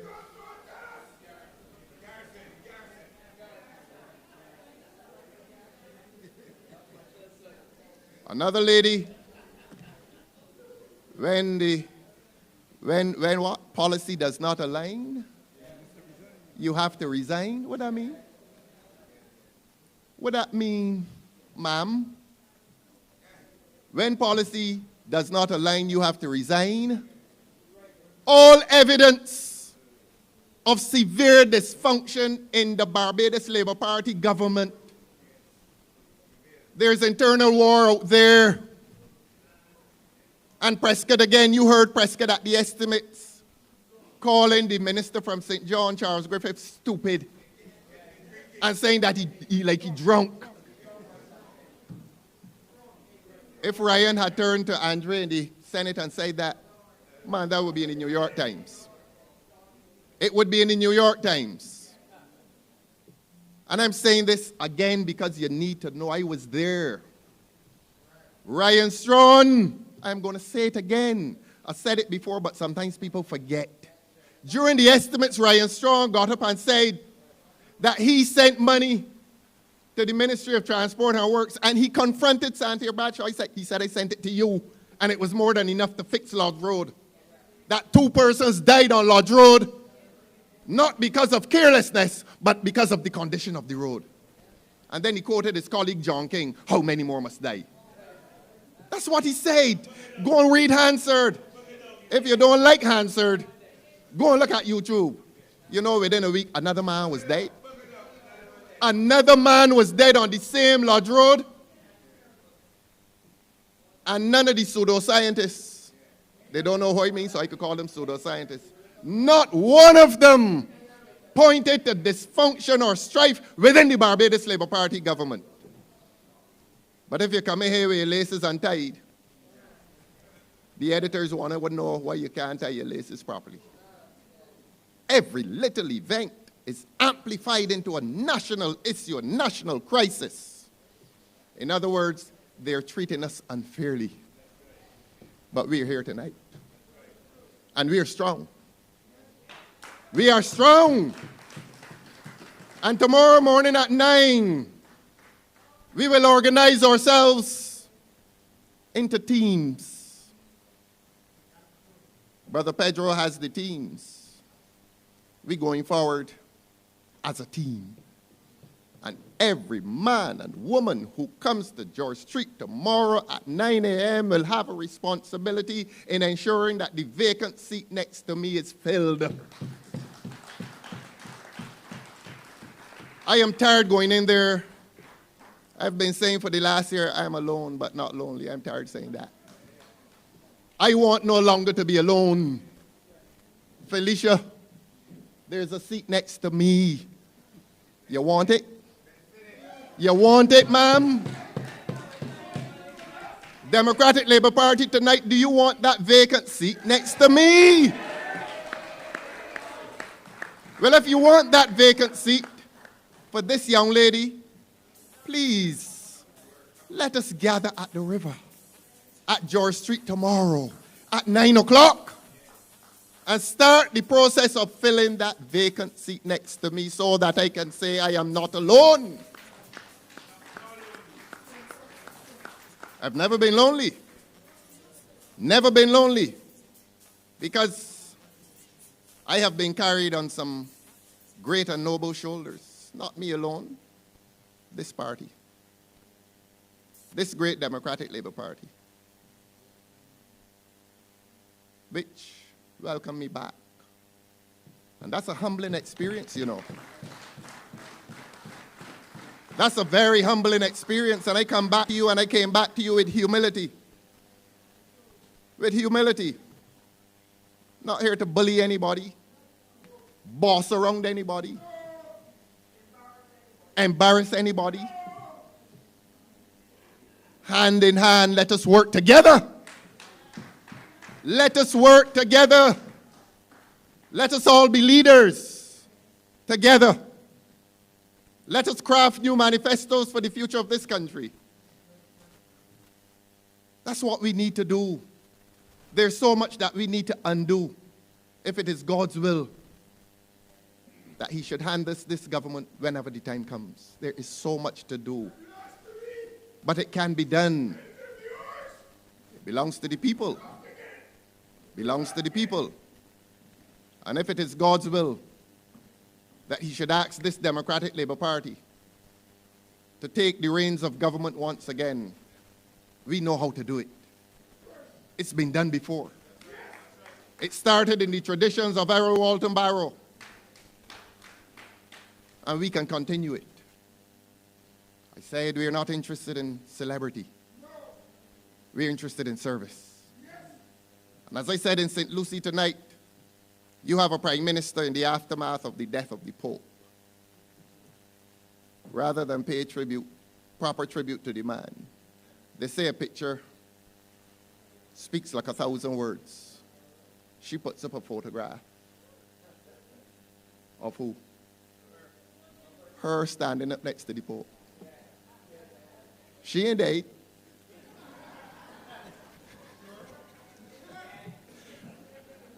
I mean physically, not morally.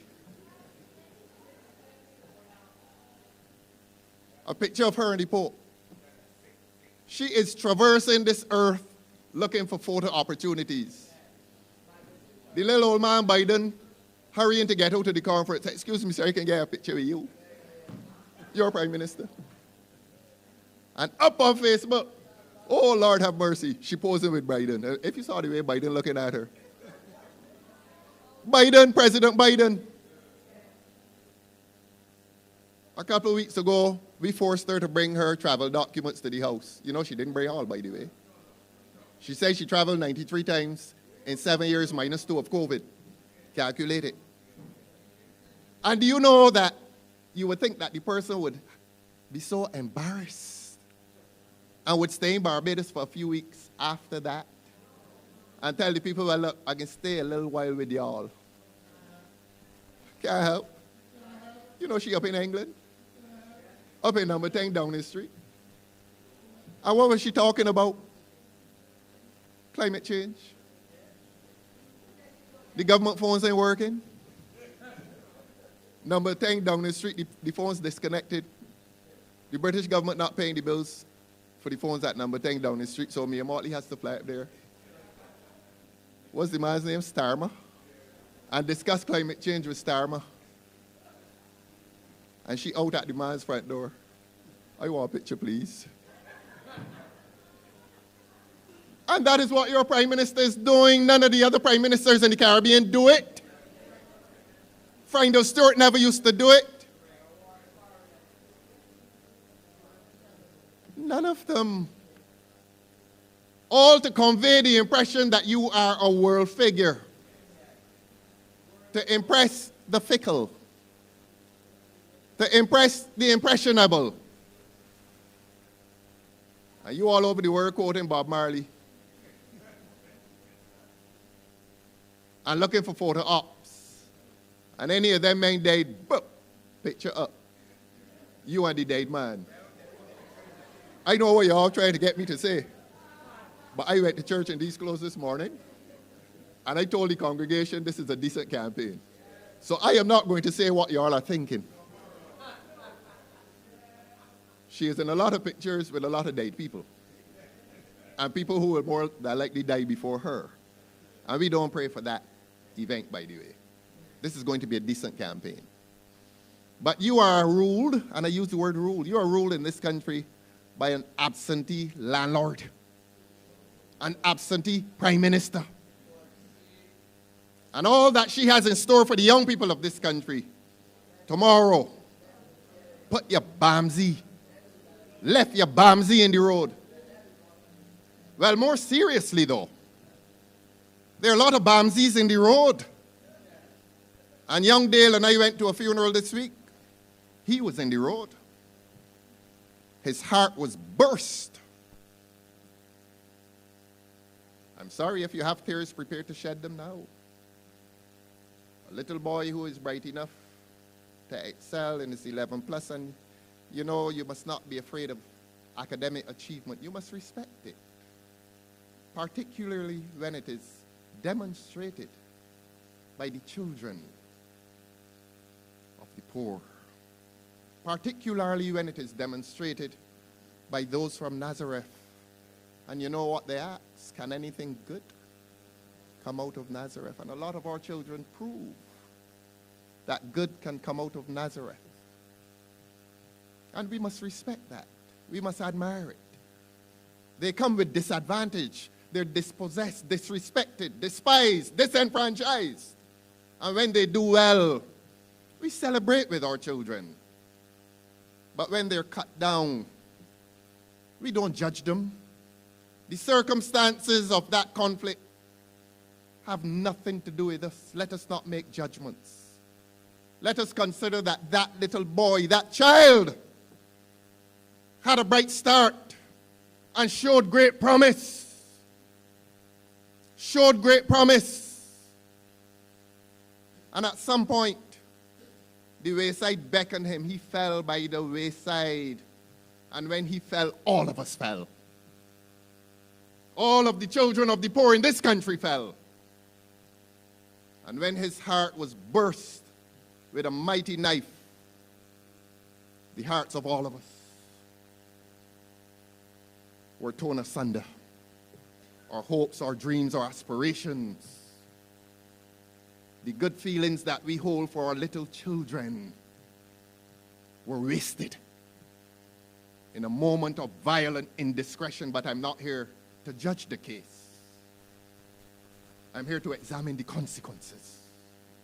And I want you, Democratic Labour Party, to pause and examine the consequences, not only of his departure, but of the departure of several young men in this country who cannot afford a gun,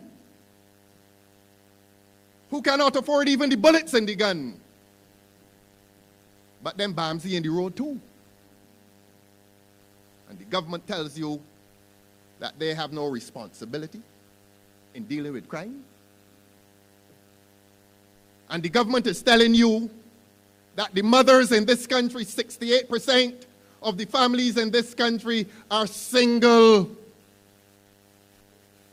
parent moms. Some of the best children were born to single parent moms. If you have tears, prepare to shed them now. And this government is visiting parents, mothers and fathers and grandmothers with condemnation. That while they abandon their responsibility to control crime in this country, they're telling people, look in the homes. It's starting there. The mothers don't know what they're doing. They're creating the criminals. That's what they're saying to you, ma'am. They have no responsibility to deal with crime and talking nonsense about we politicizing crime. Why you think there's a police service? And you know they're getting me vexed. They're getting me vexed because I'm about to say something soon. Take it easy. Take it easy, but we have to say it sometime.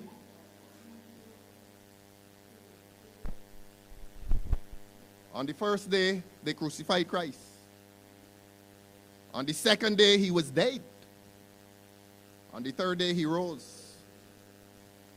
And we are still a Christian society. And we call it Good Friday. But a few years ago, it wasn't Good Friday. It was a bad Friday. It was a bad Friday when a certain telephone call was made. When a certain telephone call was made, if they want to arrest us and jail us, tell them come here tonight and arrest and jail all of us who know the truth. And when that telephone call was made, the Barbados Police Service fell. And all of Barbados fell. And all of the single mothers that they blame for crime, they fell too. Because this government has made itself accessible to criminal elements in this country. And if we doubted, there are men in this country identified as shooters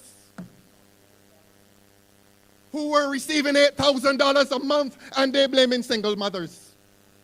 This government was paying shooters $8,000 a month. It was no longer Good Friday. That's what your government was doing. That is your government's approach to crime. You know, I begged them, and I say this again, but DLP, I want you to know it. I'm going to repeat it because I want you to remember it. It was discovered that a lot of the shooters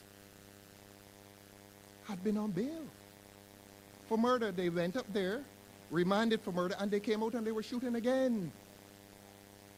And I stood up in the parliament and asked, but you need a bail act that prevents this. We can talk all the constitutional law that we want to. But Parliament, in a sense, in terms of passing law, is sovereign. In other words, Parliament has the constitutional right and mandate to pass laws for the peace, order, and good government of this country. That's what the Constitution says. And I asked them, please, tighten the bail laws. You know what they did? They brought a new bail act, and when the Attorney General brought it, he said he brings this in response to what the leader of the opposition says. So he admitted. Ladies and gentlemen, children of Arrow Barrow, you know the new bail act was only longer, but it did very little more than the last one, the one before it. In other words, it was cosmetic. It was window dressing. It demonstrated to me that this government is not seriously interested in passing any law to fight crime in this country. They tell you it begins in the home. And that's their new philosophy, that crime starts in the bedroom. And they will soon tell you it starts at a mother's bosom, that the mothers are creating these criminals, and the government, which is paying the criminals, they have no responsibility. It is as serious as that in this country. And I'm not going to bore you with detail. Ask any of those men who shoot others. Ask any of those men whether they bought the guns. Ask any of them. The guns are too expensive. They can't afford them. The only thing they can afford to do is pull the trigger and kill another fella. Who's buying them? Does this government know who is buying them? Does this government know the situation at the port in relation to that thing they boast about called scanners? What is this government's disposition in relation to crime that killed 50 young people last year? And that has killed 17 is the number. You know, the tragedy of crime is that we have reduced every death from humanity to a statistic. No, people, you know, we're not killing human beings anymore, we are killing statistics. We're killing people whose lives mean nothing. And we hear the news, and what is our reaction? That's 17 or 18? Not a name. Not a name. That's tragic, you know. That is really tragic. That we are no longer killing human beings in this country, we are killing numbers. And by the time the funeral comes, we forget his name, we forget how he died, we forget whether he was number 10 or 12. And we waiting for 19 and 20. And we have lulled ourselves into a mental condition of acceptance. The new normal, Derek says. And we have a government that is refusing to pass laws to go to the head of the stream. And I'm going to tell you what I mean. This thing is getting serious.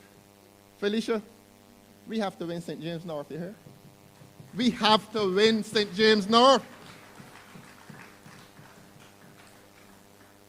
To begin the return to democracy and justice in this country, St. James North cannot afford to lose this election. There's a sense in which this election is more about St. James North than it is about this young lady. St. James North has to begin the process of a return to democracy and justice in this country. That is what this election is about. To move from 1 to 2. And then when they come with the larger one, if it is God's will, if it is God's will that this country will return to decency, integrity, honesty, and courage in government, this Democratic Labour Party has to occupy office. And I asked the government, look, it is clear, all the evidence is there, that there are gangs in this country. They're gangs. Apparently, there are gangs even in one neighborhood. Yes. That's the harsh reality. This isn't 1980, you know. This isn't the year 2000. This is not the year 2000. We are living in fear. Communities are torn apart by crime. Crime is the major issue in this country. We have not had crime like this since 1966. We are in the grip of fear in this country. This crime, this criminal rampage is the worst that we've ever had. And it is organized. It is organized crime. And if it is organized crime, the government through the police service has a responsibility, not the single mother. Not the fractured home. Don't come telling me nonsense about guns don't walk and guns don't talk. Foolishness. It is an insult to the collective and national intelligence. All of these fancy phrases, they're foolishness. It is government's way of relinquishing its responsibility to deal with the issue in any real and meaningful way. Parliament is powerful. You mean Parliament is only powerful when they're giving away lands at Gemmett's Lane? They came to Parliament and gave away that land. And the same Parliament that gave away your land, 5 acres of land at Gemmett's Lane, I asked the same Parliament, come to Parliament and pass anti-gang legislation. They don't want to do it. She stood up in there one day when I accused her of being absent. Because I know that during 2024, she couldn't count 10 visits to the Parliament. Not 10! And I bawled her out. I accused her of not coming to Parliament. She got very angry. It was the day that she came in there and whispered to one of them. You know, whenever she whispers to one of them, he gets up and curses me. She can't curse me, but I made a promise to Durant this morning. Look, you running in St. Peter. You hear what your opponent called me last week? You heard? We ain't going to use that word in here. We're not even going to attack his church. But we played it. We have the clip, and we're going to give it to you because you have to play it all over St. Peter. And show the people in St. Peter the manner of man that is misrepresenting them. Don't attack his religion. Don't attack his church. Leave him alone. So Parliament has the power. And she said, I don't have to come in here. I have 29. I have 29. Yeah, she said it. There answered, I have 29. And she promised to do all kinds of things to me. She said she's going and get videos of my old speeches when I was in the BLP. Bring them. Bring them. You think the people in Barbados don't know that I was in the BLP? What is she talking about?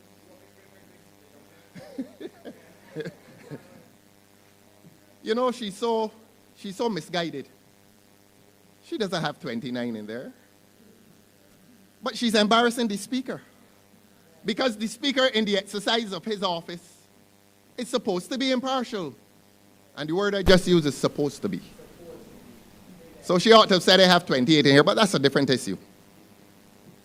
So this powerful Parliament that she has is not so powerful when it comes to her refusal to pass anti-gang legislation. And I'm going to tell you what anti-gang legislation is about.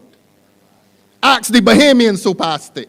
Go read the speech of the Bahamian Prime Minister when he knew that he had to pass anti-gang legislation. And he described what the legislation is about.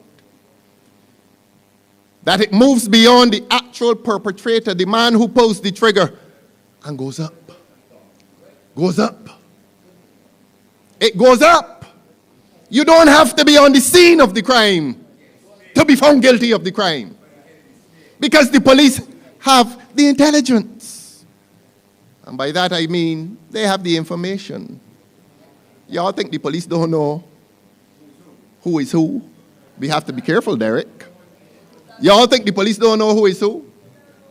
But for the sake of peace and order in this country, Parliament needs to get busy. and a bail act, an amended bail act is not enough. And I have told them several times, and I've told this Democratic Labour Party, and I've told the people of Barbados, anti-gang legislation, Trinidad has done it.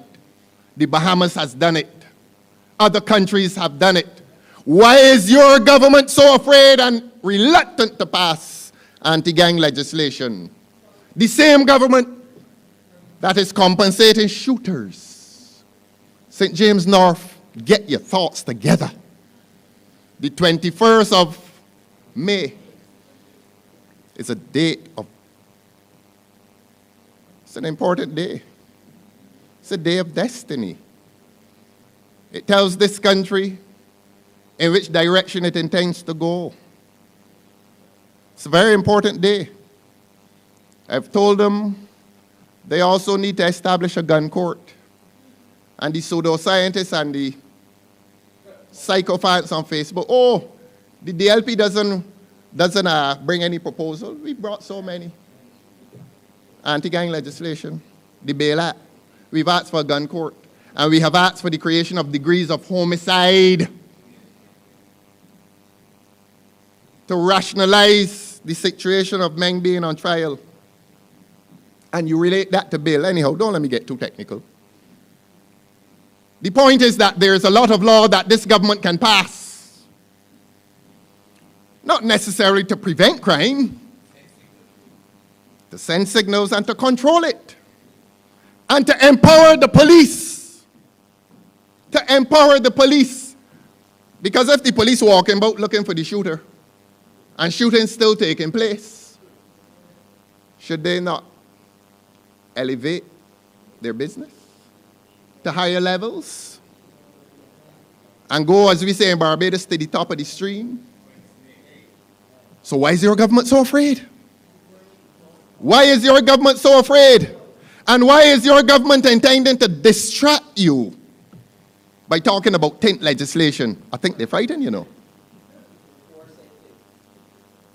Tint. Most of the drivers of cars in here have tint on them. And they have gone and told people, man, bring in equipment. Bring in equipment. And young ladies in this country driving home to the country late at night. Exposed. Tint serves a security purpose as well. Tint ain't shooting nobody yet. But 120 cars in this country, if 80,000 have tint, we must be penalized. And this government is reluctant to penalize the real criminals in Barbados. And I bring the evidence to you that Corey Lane left the ministry. But that's another story. Let's not deal with it. This is a government that is falling apart morally. This government is dismantling before your very eyes. And I'm not going to comment on matters that are before the court. I know better than that. But it is clear that this government is in the depths of a moral crisis. A moral crisis. But diversion. We're the ones who must bear the responsibility. And I was about to tell you that Lane presided over that program of the enfranchisement of criminals in this country by paying them something called a peace program. Ironic nomenclature, ironic name, an ironic name. And it had more to do with the perpetuation of violence than it had to do with the suppression of peace. And he departed from the ministry based on his own peculiar circumstances. Don't judge him. Indeed, that he is passing a baton that is dirty. Confession is good for the soul. Confession is good for the soul. And the person who received the baton, what's the first thing he said? He going to meet with the gang leaders. He going to meet with the gang leaders. But how he knows who they are? I don't know. The Democratic Labour Party, we don't know. But the minister knows. And he's going to meet with them. And the superintendent of prisons is not with him. And the commissioner of police is not with him. And the brigadier at the defense force not with him. He's going to meet with the gangsters. People who run in amok across this country. People who killed 50 people last year. And numbering 18, but I've reminded you, whenever one dies, focus on his humanity and not his statistical quantity. Treat them like humans. They're not perfect people, but it is a loss to this country. It is a loss to this country, you know. We're losing athletes. We're losing workers. We're losing some good brains. We're losing some bad brains. We're losing some bad hearts. But we're losing people. And we are importing people in this country to work on the hotels they boast about. But let me not digress. We want to bring this government to heel, not H-E-A-L, H-E-E-L. You know when a dog runs and you pull it back? We want to pull back this government. Felicia, we got to pull back this government. 21st. And I don't want to go on too long, but we did our canvass yesterday, and we did well. And Pastor, I'm sorry you weren't there, but we had one of your colleagues. Wasn't it a beautiful prayer? We ended with prayer. You know how you prayed for us? Yes. And when I opened the opposition office, you were there, and you came and prayed. This gentleman, please stand and be acknowledged. Pastor Leroy Scantleberry. Because nothing we do, and we are unapologetic about it. We are unapologetic about our commitment to values. And as Andre said tonight, to moral values. We are unapologetic about that. Because it is clear that that is one of the crises afflicting this country, that you have a government that has no regard for moral values. A government at this time, this worst time, that would invite young people, and I'm going to end where I began, that would invite the young people to come to the East Coast tomorrow and tell them the message, come and leave your bamsies in the road. That is the state of things in Barbados tonight. Felicia, we have no choice. It is a heavy mandate. Can we do it? Will we come to party headquarters tomorrow? And will we come at 9? And will we resolve that this young lady with this power and might and integrity and honesty and morals will occupy that empty chair next to me? My briefcase can go on the floor, but I put my briefcase in it. I want my briefcase on the floor, Ms. Dujon. Democratic Labour Party, I want my briefcase on the floor. And I can think of no better person than this young lady to sit with me.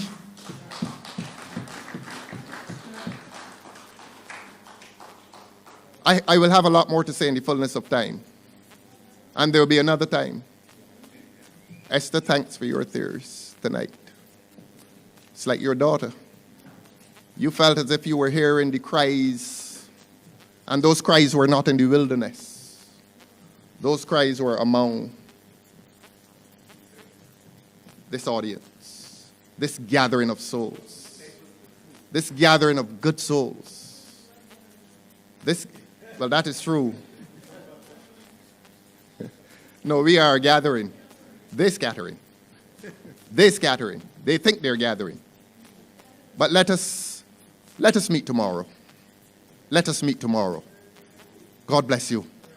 and good night. Using the blood, I using the blood, I using the blood, I putting the blood all over me.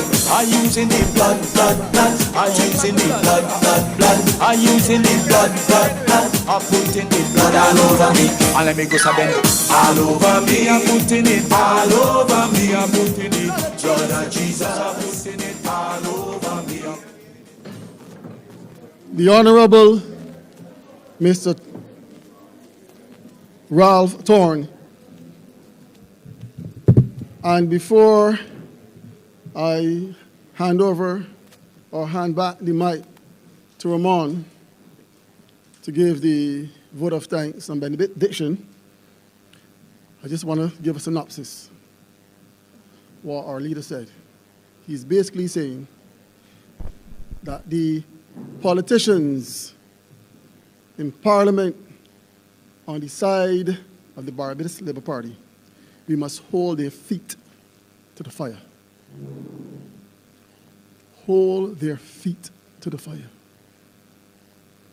Let them represent this country in the way that they should, and if they can't, move aside and let the Democratic Labour Party come to power. On the 21st of May, we are going to start the referendum by electing Felicia Dujon to the constituency of St. James North. Ramon.